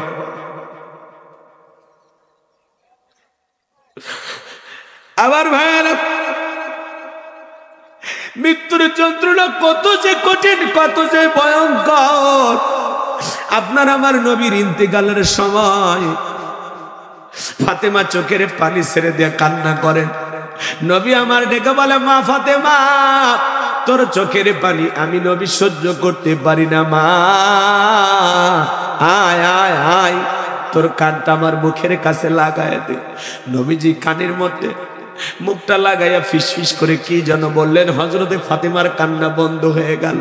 আম্মা জান আয়েশা জিজ্ঞাসা করেন, ও আমার মেয়ে ফাতেমা, তোমার আব্বা জানে কি এমন বলেছে মা, যার কারণে তোমার কান্নাটা বন্ধ হয়ে গেল? ফাতেমা ডেকে বলে, আম্মা জান, আমার বাবা বলেছেন বাবার ইন্তিকালের পরে সর্বপ্রথম বাবার সাথে আমার সাক্ষাৎ হবে। বুঝতে পেরেছি মা, বাবার ইন্তিকালের পরে বেশি দিন দুনিয়াতে আমাকে থাকা লাগবে না। দিল দিয়া কথাগুলো শুনে যান বাজান। জিবরাইল আসলেন আর ডেকে বলে, নবী আপনি কেমন আছেন? আল্লাহ তাআলা জানতে চায়। নবী আমার ডেকে বলে, আগের চাইতে অনেকটা ভালো আছি আলহামদুলিল্লাহ। আল্লাহ জানার পরেও জানতে চায়। কিছুক্ষণ পরে আবারও জিবরাইল আসলেন, নবীকে সালাম দিলেন, আসসালামু আলাইকুম ইয়া রাসূলুল্লাহ, ইয়া হাবিবাল্লাহ। হুজুর, ও নবী, আজকে আসমান থেকে আমি একা আসি নাই, আমার সাথে আর একজন ফেরেশতা এসেছেন, যার নাম হলো মালাকুল মউত। দুনিয়াতে কারো বাড়িতে ঢোকার পারমিশন লাগে না, অনুমতি লাগে না গো নবী, আপনার অনুমতির অপেক্ষায় দাঁড়িয়ে আছে। নবী আমার অনুমতি দিলেন। মালাকুল মউত যখন ভিতরে প্রবেশ করলেন, নবীকে সালাম দিলেন, আসসালামু আলাইকুম ইয়া রাসূলুল্লাহ, ইয়া হাবিবাল্লাহ। হুজুর, নবী গো, আপনি যদি অনুমতি দেন তাহলে আপনার রূহটা আমি বের করব, আর আপনি যদি অনুমতি না দেন, আমার আল্লাহ বলেছে মালাকুল মউত রে, আমার বন্ধু যদি অনুমতি না দেয় এক সেকেন্ড দেরি করবে না, যতদিন মনে চায় আমার বন্ধু ততদিন দুনিয়ায় থাকবে। বলুন সুবহানাল্লাহ। জিবরাইল বলে, নবী আল্লাহ দিদারের ইন্তজাম করতেছেন। নবী আমার ডেকে বলে, মালাকুল মউত, আজকে যদি তুমি চলে যাও আর কি কোনোদিন আসবা না? মালাকুল মউত ডেকে বলে, নবী জীবন যেহেতু আছে, আপনার মৃত্যুর স্বাদ তো একদিন গ্রহণ করা লাগবে। আজ হোক কাল হোক, আবারও যেদিন আল্লাহ বলবেন সেদিন আপনার সামনে হাজির হয়ে যাব। নবী আমার ডেকে বলে, আজরাইল আর আসতে হবে না, আজকে তুমি তোমার দায়িত্ব পালন করতে পারো। নবী যখন অনুমতি দিলেন, মালাকুল মউত তখন বিশ্ব নবীর বুকের উপরে হাত রেখে দিয়েছেন। যখন রূহটা বের করার জন্য বুকের উপরে হাত রেখে দিয়েছেন, নবী আমার চোখের পানি ছেড়ে দিয়ে কাঁদে আর বলে, মালাকুল মউত, আজরাইল রে, আমি নবী সহ্য করতে পারি না রে, এ আজরাইল তাড়াতাড়ি আমার বুকের উপর থেকে হাতটা নামায় নাও। নবী আমার চোখের পানি ছেড়ে দিয়ে কাঁদে আর বলে, মালাকুল মউত, এই যদি হয় মৃত্যুর যন্ত্রণা আমার উম্মতরা সহ্য করতে পারবে না। কেমন মায়ার নবী, কেমন দয়ার নবী, মৃত্যুর আগে উম্মতের কথা বলে না। সুবহানাল্লাহ। আজরাইল ডেকে বলে, নবী বিশ্বাস করেন, পৃথিবীর সবচাইতে কম কষ্ট দিয়ে আপনার রূহটা আমি বের করতেছি। আমার আল্লাহ বারবার ডেকে বলেছেন, হে মালাকুল মউত, আজকে এমন একটা মানুষের রূহ নিতে যাবি রে, হে মালাকুল মউত, যেই মানুষটাকে আমি আল্লাহ বড় বেশি ভালোবাসি। এ মালাকুল মউত, আমার বন্ধুর যেন কষ্ট না হয়। বিশ্বাস করেন গো নবী, দুনিয়ার সব চাইতে কম কষ্ট দিয়া, কম যন্ত্রণা দিয়া আপনার রূহটা আমি বের করার চেষ্টা করতেছি। নবী আমার ডেকে বলে, মালাকুল মউত, এই যদি হয় মৃত্যুর যন্ত্রণা সব চাইতে কম কষ্ট, আমার উম্মতরা সহ্য করতে পারবে না। কথা দে রে মালাকুল মউত, আমারে কথা দে, আমার উম্মতকে কষ্ট দিবি না। মালাকুল মউত ডেকে বলে, নবী আপনার রেখে যাওয়া আদর্শ মোতাবেক যারা চলবে, আল্লাহর বিধান মোতাবেক যারা চলবে, কথা দিলাম গো নবী, তাদের রূহটা বের করার সময় আমি ইহসান করব, কষ্ট কম দিব, দয়া করব। আল্লাহু আকবার। দ্বিতীয়বার যখন নবীজির রূহটা বের করার জন্য বুকের উপরে হাত রেখেছে, নবী আবারও কাঁদে আর চোখের পানি ছেড়ে দিয়ে বলে, হে মালাকুল মউত, হাতটা সরায় আনে, সহ্য করতে পারি না রে। হে মালাকুল মউত, আমার কাছে মনে হয় উহুদ পাহাড়টা আমি নবীর বুকের উপরে চেপে ধরা হয়েছে। নবীর কাছে যদি মৃত্যুর যন্ত্রণা এমন মনে হয়, ও ঝিনাইদহবাসী, ঝিনাইদহের মা বোনেরা, আপনার আমার মৃত্যুর যন্ত্রণা কত ভয়ঙ্কর হতে পারে, কত কঠিন হতে পারে। তৃতীয়বার যখন হাতটা রেখে দিয়েছেন, নবীজির রূহটা বের হয়ে যাবে, এমন মুহূর্তে নবীজি কয়েকটি কথা বললেন, উম্মতের উদ্দেশ্যে বলে গেলেন, আমার উম্মতেরা আসসালাত আসসালাত আসসালাত, ও আমার উম্মতেরা নামাজ নামাজ নামাজ ছাইরো না। আল্লাহু আকবার। নবীজি রূহটা বের হয়ে যাচ্ছে, নবীজি শেষবারের মতো উম্মতদেরকে বলে গেলেন, আমার উম্মতেরা সালাত সালাত, নামাজ নামাজ নামাজ ছাইরো না। নবীর জীবনের শেষ কথাটি কি আমরা আজ থেকে আমল করতে পারবো? আল্লাহর কোন কোন বান্দা আছেন গো, নবীর মহব্বত আর ভালোবাসায় নবীর জীবনের শেষ কথাটা আমল করবেন। আজ থেকে কোনোদিন 5 ওয়াক্ত সালাত ছাড়বেন না। আজ থেকে নিয়মিত 5 ওয়াক্ত সালাত আল্লাহর কোন কোন বান্দা আদায় করবেন। দুইটা হাত তুলে আল্লাহকে দেখান। আল্লাহ আমাদের সবাইকে 5 ওয়াক্ত নামাজি বানায় দেন, জোরে বলেন আমিন। দুনিয়া থাকার জায়গা না বাজান, সবাইকে যেতে হবে, কেউ থাকবে না, কেউ থাকবে না। এখনই যদি আপনি মারা যায়, আপনার আমার জন্য কিন্তু জীবনের শেষ ঠিকানা কবর রেডি হয়ে যাবে।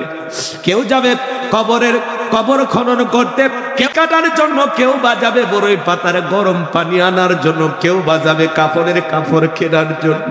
আমি গোলাম রব্বানী যদি আজকে ঝিনাইদহে মারা যায়, আমার লাশটা বাড়িতে পৌঁছার আগে আমার কিন্তু জীবনের শেষ বিদায়ের জন্য তারা প্রস্তুতি গ্রহণ করবে। দেখেন না কত মানুষ ঢাকায় মারা যায়, ঝিনাইদহে লাশটা পৌঁছার আগে তার কবর রেডি হয়ে যায়, মাছ কাটা রেডি হয়ে যায়, গরম পানি রেডি হয়ে যায়, কাপড়ের কাপড় রেডি হয়ে যায়। কার কখন মৃত্যু হবে আমরা কেউ জানি না রে বাজান। এটাই জীবনের শেষ মাহফিল হতে পারে।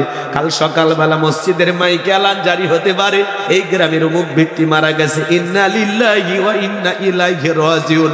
মৃত্যু থেকে বাঁচা যাবে না বাজান। ঘুমের ঘরেও আপনি আমি মারা যেতে পারি, বাজার করতে গিয়ে মারা যেতে পারি, ঘুমের ঘরে স্টক করে মারা যেতে পারি। কার কখন মৃত্যু হবে, মৃত্যুর স্বাদ গ্রহণ করা লাগবে, মৃত্যু থেকে পলায়ন করা যাবে না।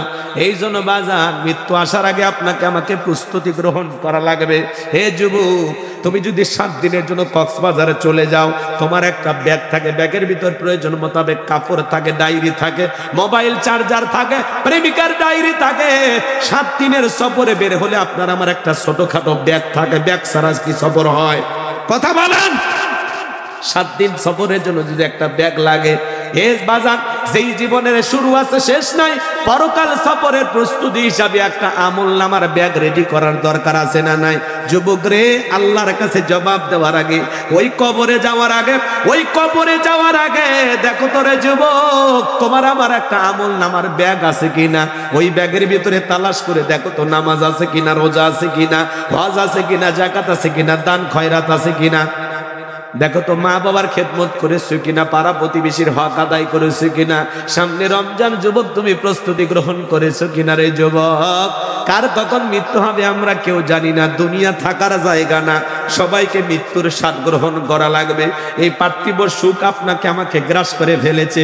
এই জন্য আল্লাহ বলেন, আল্লাহকুমুত তাকাসুর হাত্তা যুরতুমুল মাকাবির। এই প্রাচুর্যের প্রতিযোগিতা, সম্পদের প্রতিযোগিতা, গাড়ি বাড়ি লোভ লালসা। দুনিয়াটা হলো মায়াজাল, রঙিন চশমা পরে সব রঙিন লাগে, মনে হয় চিরকাল টিকে থাকবো, কিন্তু পৃথিবী তো চিরকাল টিকে থাকার জায়গা না। কথা বলেন না কেন?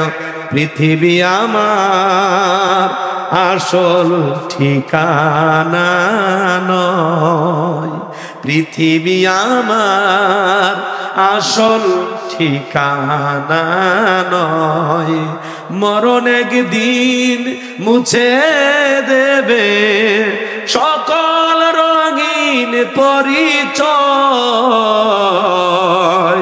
পৃথিবী আমার আসল ঠিকানা নয়। এ দুনিয়া থাকার জায়গা না।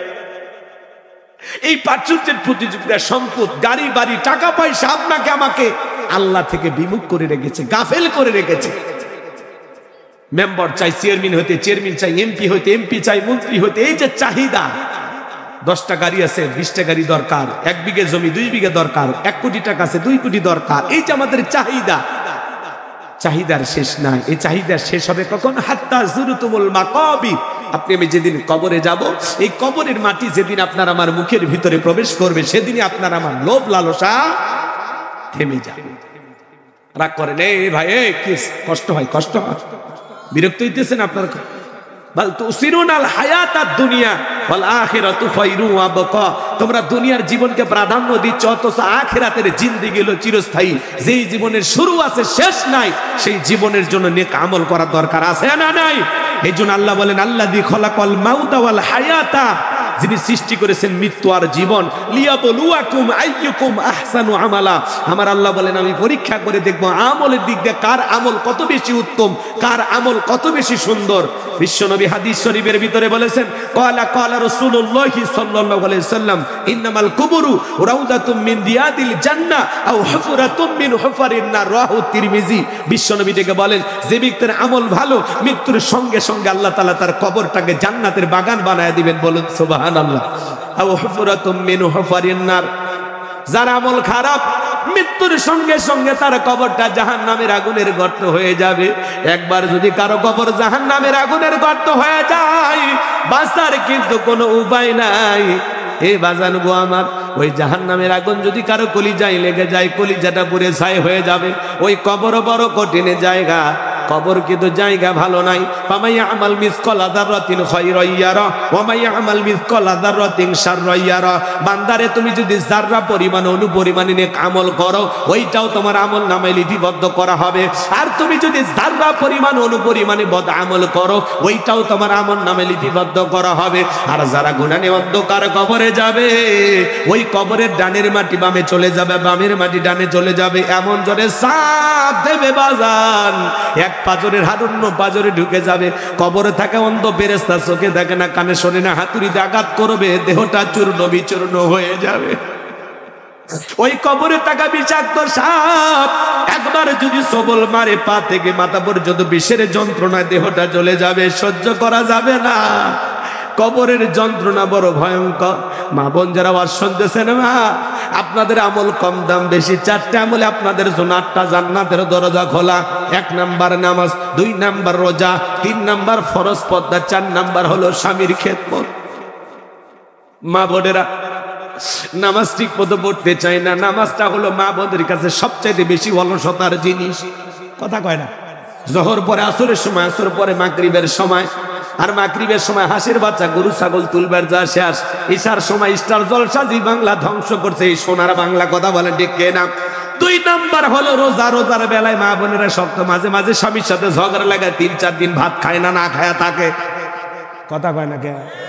যদি বয়লার ময়নার মা না খায়া থাকো না, তুমি না খাইলে আমারও ভালো লাগে না, তুমি দরিয়া ভরা, আমি না খায় মরে যাব। আছে না?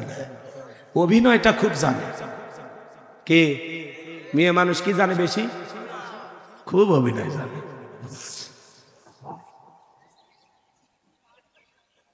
এরা অভিনয় দিয়ে আমাদের জীবনটা শেষ করল। মেয়ে মানুষ এমন একটা মিষ্টি জিনিস, যদি 2টা রসিকতা করে, 2টা মিষ্টি কথা কইয়া একবার যদি বলো মুখের বাপ 6 আনা সেল লাগবে, শেষ। আপনি রাজি হয়ে যাবেন, কখন টেরি পাবেন। কি যে জাদুকর! কথা কর না কেন? রাগ করে? এরা হলো না খায়ার ব্যাপারে সৎ, মানে না খায় থাকার ব্যাপারে খুবই সৎ। মাঝে মাঝে হুজুরকে বলে, হুজুর এই মাসে নফল রোজা আছে। কথা কয়?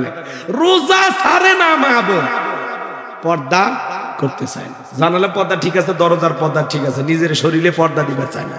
এমনকি বাথরুমের সামনে পর্দা দেয়। কথা কয়? রান্নাঘরের সামনে পর্দা, কিন্তু নিজের শরীরে পর্দা দিবা। রাগ করে? হ্যাঁ, পর্দা নফল না ফরজ? অকরনা ফি বুয়ুতিকুন্না ওয়ালা তাবাররাজনা তাবাররুজাল জাহিলিয়াতিল উলা। নারীরা তোমার ঘরের ভিতর অবস্থান করো, খবরদার জাহিলিয়াতি যুগের মেয়েদের মতো নোংরা অশ্লীল পোশাক পরে নিজের দেহকে প্রদর্শন করো না। পর্দা হলো নারীকে সিকিউরিটি দেবে, পর্দা নারীকে নিরাপত্তা দেবে। পর্দাশীল নারীর উপরে আল্লাহর রহমত নাজিল হবে। আল্লাহু আকবার বলে। যে নারী বোরকা পরে, পর্দা করে, নামাজ পড়ে, তার পেট থেকে নামাজি সন্তান জন্ম নেবে। ক্ষেত ভালো, ফসল ভালো, মা ভালো, সন্তান ভালো। আমাকে একটা শিক্ষিত মা দাও, আমি একটা শিক্ষিত জাতি উপহার দেব। কথা বলে ঠিক না? এই জন্য মা তোমাদেরকে ভালো হতে হবে। মা তোমরা খাদিজা ফাতেমার উত্তরসূরি। হযরতে ফাতেমা একদিন রাসূল আকরাম সাল্লাল্লাহু আলাইহি ওয়াসাল্লামের বাড়িতে গেলেন, যা বলে আব্বা দরজা খোলো। নবী আমার দরজা খুলে দিলেন। হযরতে ফাতেমা তাকায় দেখেন নবী আমার কান্না করতে করতে দাড়ি ভিজে চোখের পানিগুলো পড়ে যাচ্ছে। হযরতে ফাতেমা ডেকে বলে, আব্বা একা একা ঘরের দরজা বন্ধ করে কেন কান্নাকাটি করেন? আমার মা খাদিজার কথা ভেবে বুঝি একা একা কান্না করেন। নবী আমার ডেকে বলে, মা ফাতেমা, তোর মা খাদিজার কথা ভেবে আমি কান্না করি না। আমি কেন কান্না করি মা? আমাকে যখন জিবরাইল মেরাজ করার জন্য নিয়ে গেল, নবী আমার মেরাজ করেছিলেন, আপনারা সবাই জানেন কিনা বলেন? কেমন নবী পাইছি যে নবী জমিনে পা তুলে মাওলা পাকের আরশে আজিমে পর্যন্ত পৌঁছে যায়। সুবহানাল্লাহ বলেন। নবী আমার মেরাজ করতে গিয়ে যখন আল্লাহর আরশে আজিমে পৌঁছে গেলেন, নবীর পায়ে সেরা স্যান্ডেল, নবী যখন জুতাটা খুলতে যায়, আমার আল্লাহ ডেকে বলে, বন্ধু জুতা খুলবেন না।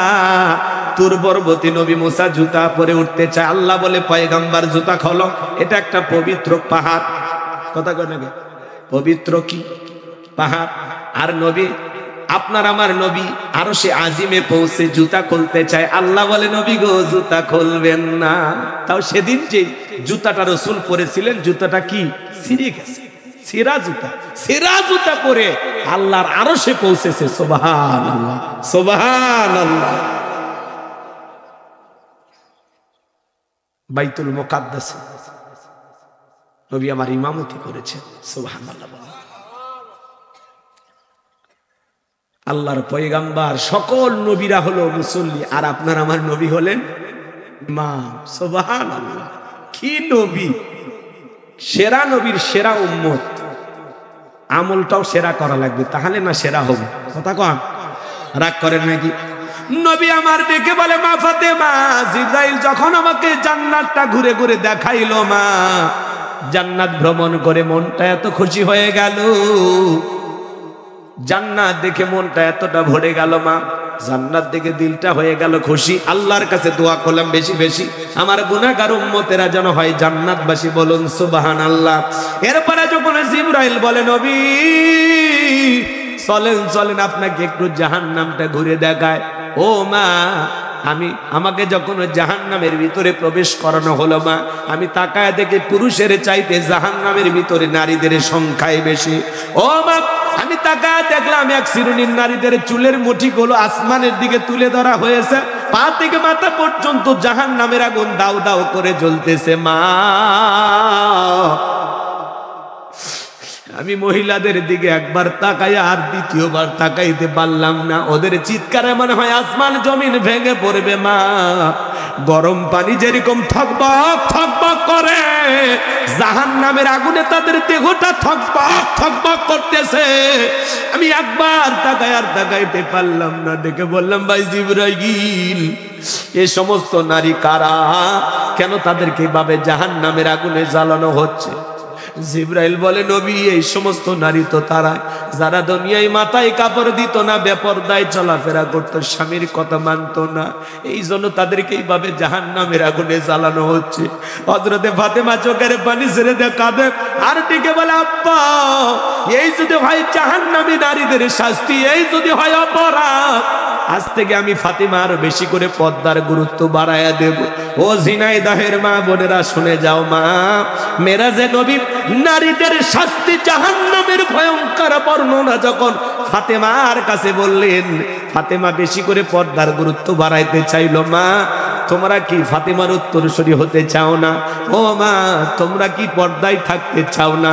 শুনে নাও, জেনে নাও মা, হযরতে ফাতেমা কেমন পর্দাশীল নারী ছিল। মৃত্যুর আগে যেদিন হযরতে ফাতেমা ইন্তিকাল করবেন, হাসান হোসাইনকে সাজিয়ে দিয়েছেন, নিজেও গোসল করে সেজে গুজে অপেক্ষায় বসে আসলেন। হযরত আলী যখন আসলেন, ফাতেমা দরজা খুলে দিলেন, সালাম বিনিময় হয়ে গেল। ফাতেমার চেহারার দিকে তাকাইয়া হযরত আলী মাথার টুপিটা খুললেন। বউ যদি সাজে থাকে স্বামীর কি তখন টুপি পরে থাকা যাবে? আর কথা কয় না। ফাতেমা সাজে আছে, হযরত আলী কি করছে? মাথার টুপি খুলছে, খুলে বলতেছে, সোনা আসো। দুইটা হাত বাড়াইছে, হযরতে ফাতেমা আলীর বুকের ভিতরে আসলেন। আলী দেখে বলে, ফাতেমা, তোমার বাবা মারা যাওয়ার পরে কতদিন হয়ে গেল তুমি আমার জন্য আর সাজুগুজু করো না, ভালোবেসে আমার জন্য অপেক্ষায় থাকো না। আজকে তোমাকে দেখে আমার মনটা ভরে গেছে। ফাতেমা ডেকে বলে, স্বামী জীবনের শেষ দেখা দেখে নাও, আর কোনদিন তোমার ফাতেমা তোমার জন্য সাজবে না। আজকে রাতেই ফাতেমাকে বিদায় নিতে হবে। গাছের গোড়া কেটে দিলে গাছটা যেমন ঠাস করে পড়ে যায়, হযরত আলীর মনের অবস্থা তাই হয়ে গেল। ছোট বাচ্চার মতো চোখের পানি ছেড়ে দেখা দিয়ে আর বলে, ফাতেমা তুমি যদি চলে যাও আমার হাসান আর হোসাইনের কি হবে? ওরা কাকে মা বলে ডাকবে, মায়ের আদর ওদেরকে দেবে। তুমি যদি চলে যাও ফাতেমা, কে আমি আলীকে ভালোবাসা দেবে? কে গভীর নিশীতে আমার পায়ে জৈতুনের তেল মালিশ করে দেবে? ফাতেমা ডেকে বলে, আলী জন্মিলে মৃত্যু একদিন হবে, সবাইকে যেতে হবে, দুনিয়া থাকার জায়গা না। ও স্বামী, মৃত্যুর আগে আমি আপনার কাছে বলে যাই, আমার মৃত্যুর পরে বেশি মানুষকে জানাজার জন্য ডাকবেন না। আমার লাশটা জানাজা করার জন্য যদি সামনে রাখে, মানুষ বুঝতে পারবে ফাতেমা কতটুকু লম্বা ছিল না খাটো ছিল, মোটা ছিল না চিকন ছিল। খাটিয়াতে বহন করলে ওজন থেকে বুঝতে পারবে নবীর মেয়ে হাজার হাজার মানুষ হাজির হয়ে যাবে। আমার ইন্তিকালের পরে আমার পর্দার খেলাফ হোক, আমি চাই না গো স্বামী। আমার ইন্তিকালের পরে আপনি নিজে আমাকে কবরে নিয়ে যাবেন। কবর খনন করতে যদি কষ্ট হয়, কারো সাহায্য নেবেন। আপনি তাকায় দেখবেন জান্নাতুল বাকির কর্নারে একটা টিমটিম আলো জ্বলবে, সেখানে আমার কবরটা খনন করবেন। হযরতে ফাতেমা ইন্তিকাল করলেন। হযরত আলী আবু জার গিফারির বাড়িতে যা বলে, আবু জার গিফারি যা যা জান্নাতুল বাকির কোনারায় দেখবে একটা আলো জ্বলতেছে, সেখানে যা একটা কবর খনন করবে। আবু জার গিফারি বলে, আলী ভাই কে মারা গেছে? বলে, জানো না রে আবু জার গিফারি, আমার জীবনের সব চাইতে আপন মানুষটা আজকে বিদায় নিয়েছে, আমার ফাতেমার বেঁচে নাই।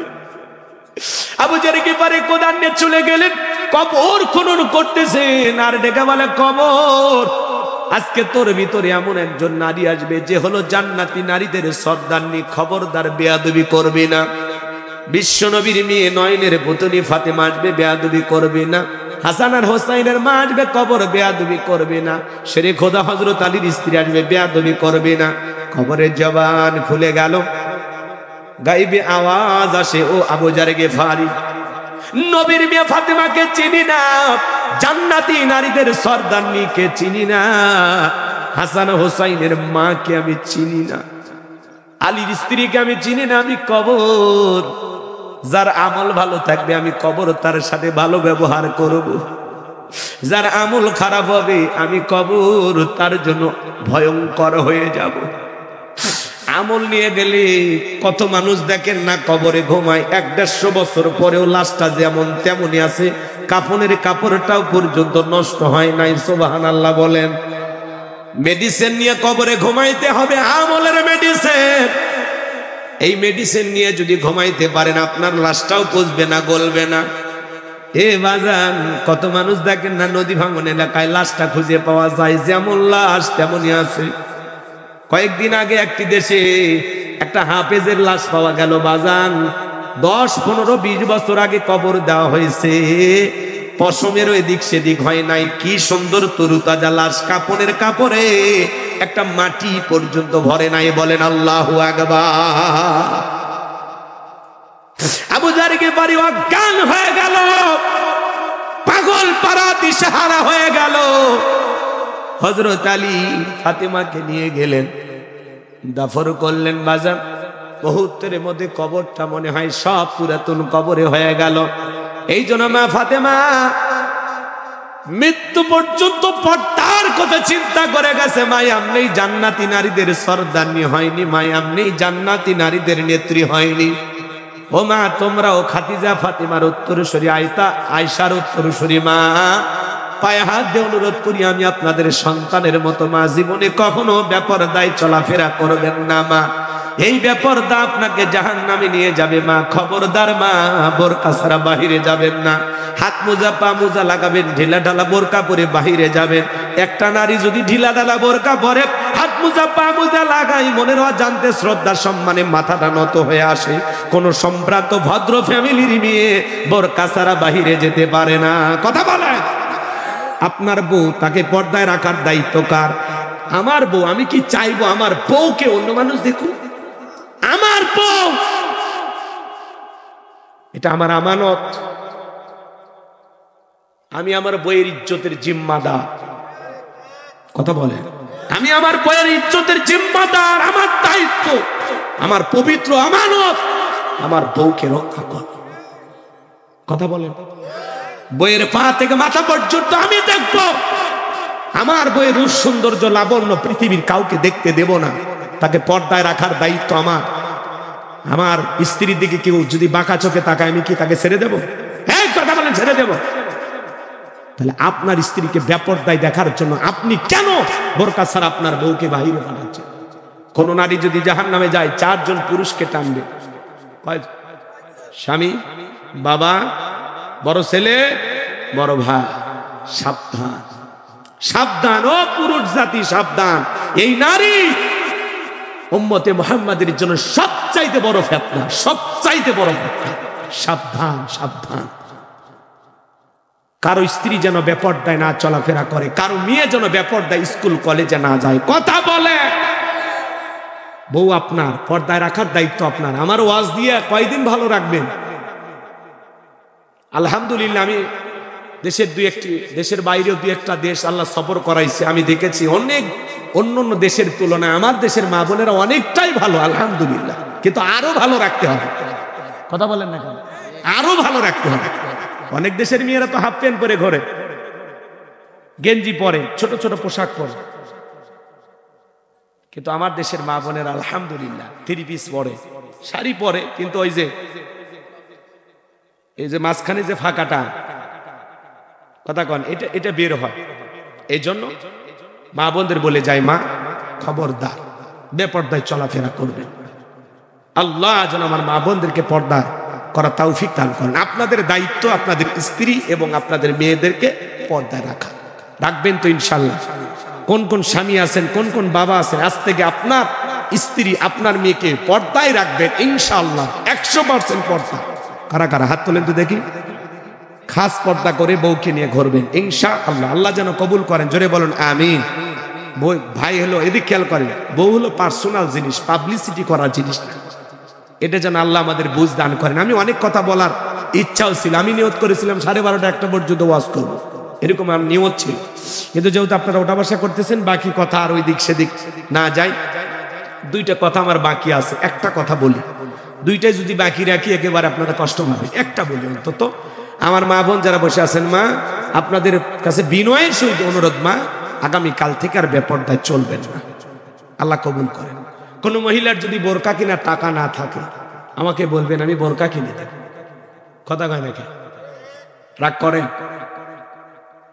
নিজের জীবিকার জন্য মানুষের কাছে হাত পাততে পারেন, আর একটু বোরকা বানানোর জন্য কি? কথা কয় নাকি?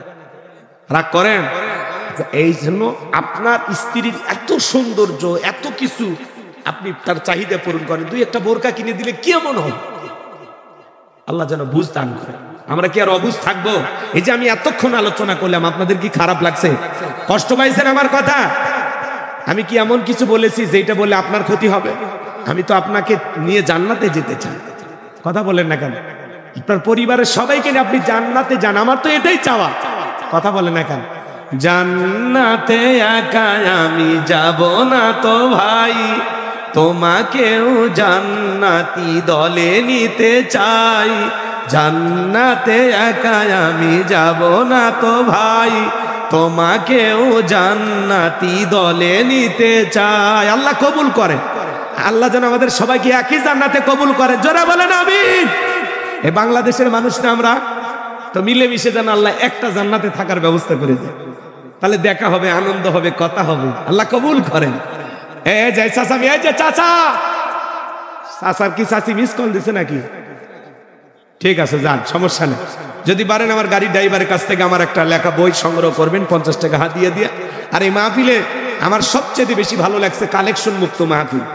নিজেদের পকেটের টাকা খরচ করে আমার কলিজার টুকরা যুবক ভাইয়েরা, গ্রামবাসী ভাইয়েরা অনেক কষ্ট করে এই জান্নাতের বাগান সাজিয়েছেন। এইভাবে সারা জীবন তাদের এই মাহফিল বাস্তবায়ন করার জন্য আল্লাহ যেন তৌফিক দান করেন। জোরে বলুন আমিন। এবার শোনেন, হযরতে দানিয়েল আলাইহিস সালামের কথা আর হযরত আলীর কথা বলতে চাইছিলাম, তাই না? এখন দানিয়েল আলাইহিস সালামের স্বপ্নের ব্যাখ্যা বা কথা এইদিকে বলতে গেলে 30 মিনিটের উপরে আলোচনা আছে, কিন্তু ওই দিকে যাব না। শুধু হযরত আলীর কথাটা 1-2 মিনিটে শেষ করে দিই। শোনেন, হযরত আলী বলতেছে, মক্কার মহাবীর আমর, তোর যদি সাহস থাকে দাগটা পার হয়ে দেখে, আয় আয়, দাগটা পার হয়ে নবীজির কাল্লা নিতে যায়। আল্লাহু আকবার বলেন। এইবার আমর এক পা সামনে আসে, দুই পা পিছনে যায়। এমত অবস্থায় হযরত আলী তাকায় দেখে আমরের কাঁধে থাকা 3.5 মণ ওজনের তরবারি আল্লাহ কাঠের তক্তা বানিয়ে দিয়েছেন। বলুন সুবহানাল্লাহ। এরকম করতে করতে এক পা দুপা করতে করতে আমর যখন দাগ বরাবর আসছে, হযরত আলী শুধুমাত্র কাঁধে তরবারি ঠেকাইছে। কাঁধে তরবারি ঠেকাইতে দেরি, আমরের দেহ থেকে কাল্লা পড়তে 1 সেকেন্ড দেরি করে নাই। বলুন আল্লাহু আকবার। হযরত আলী খালি তরবারি ঠেকাইছে, কোপ দেয়নি। কথা কয় না, কি করেনি? কোপ দেয়নি, কিন্তু কাল্লা কে ফেলাইছে?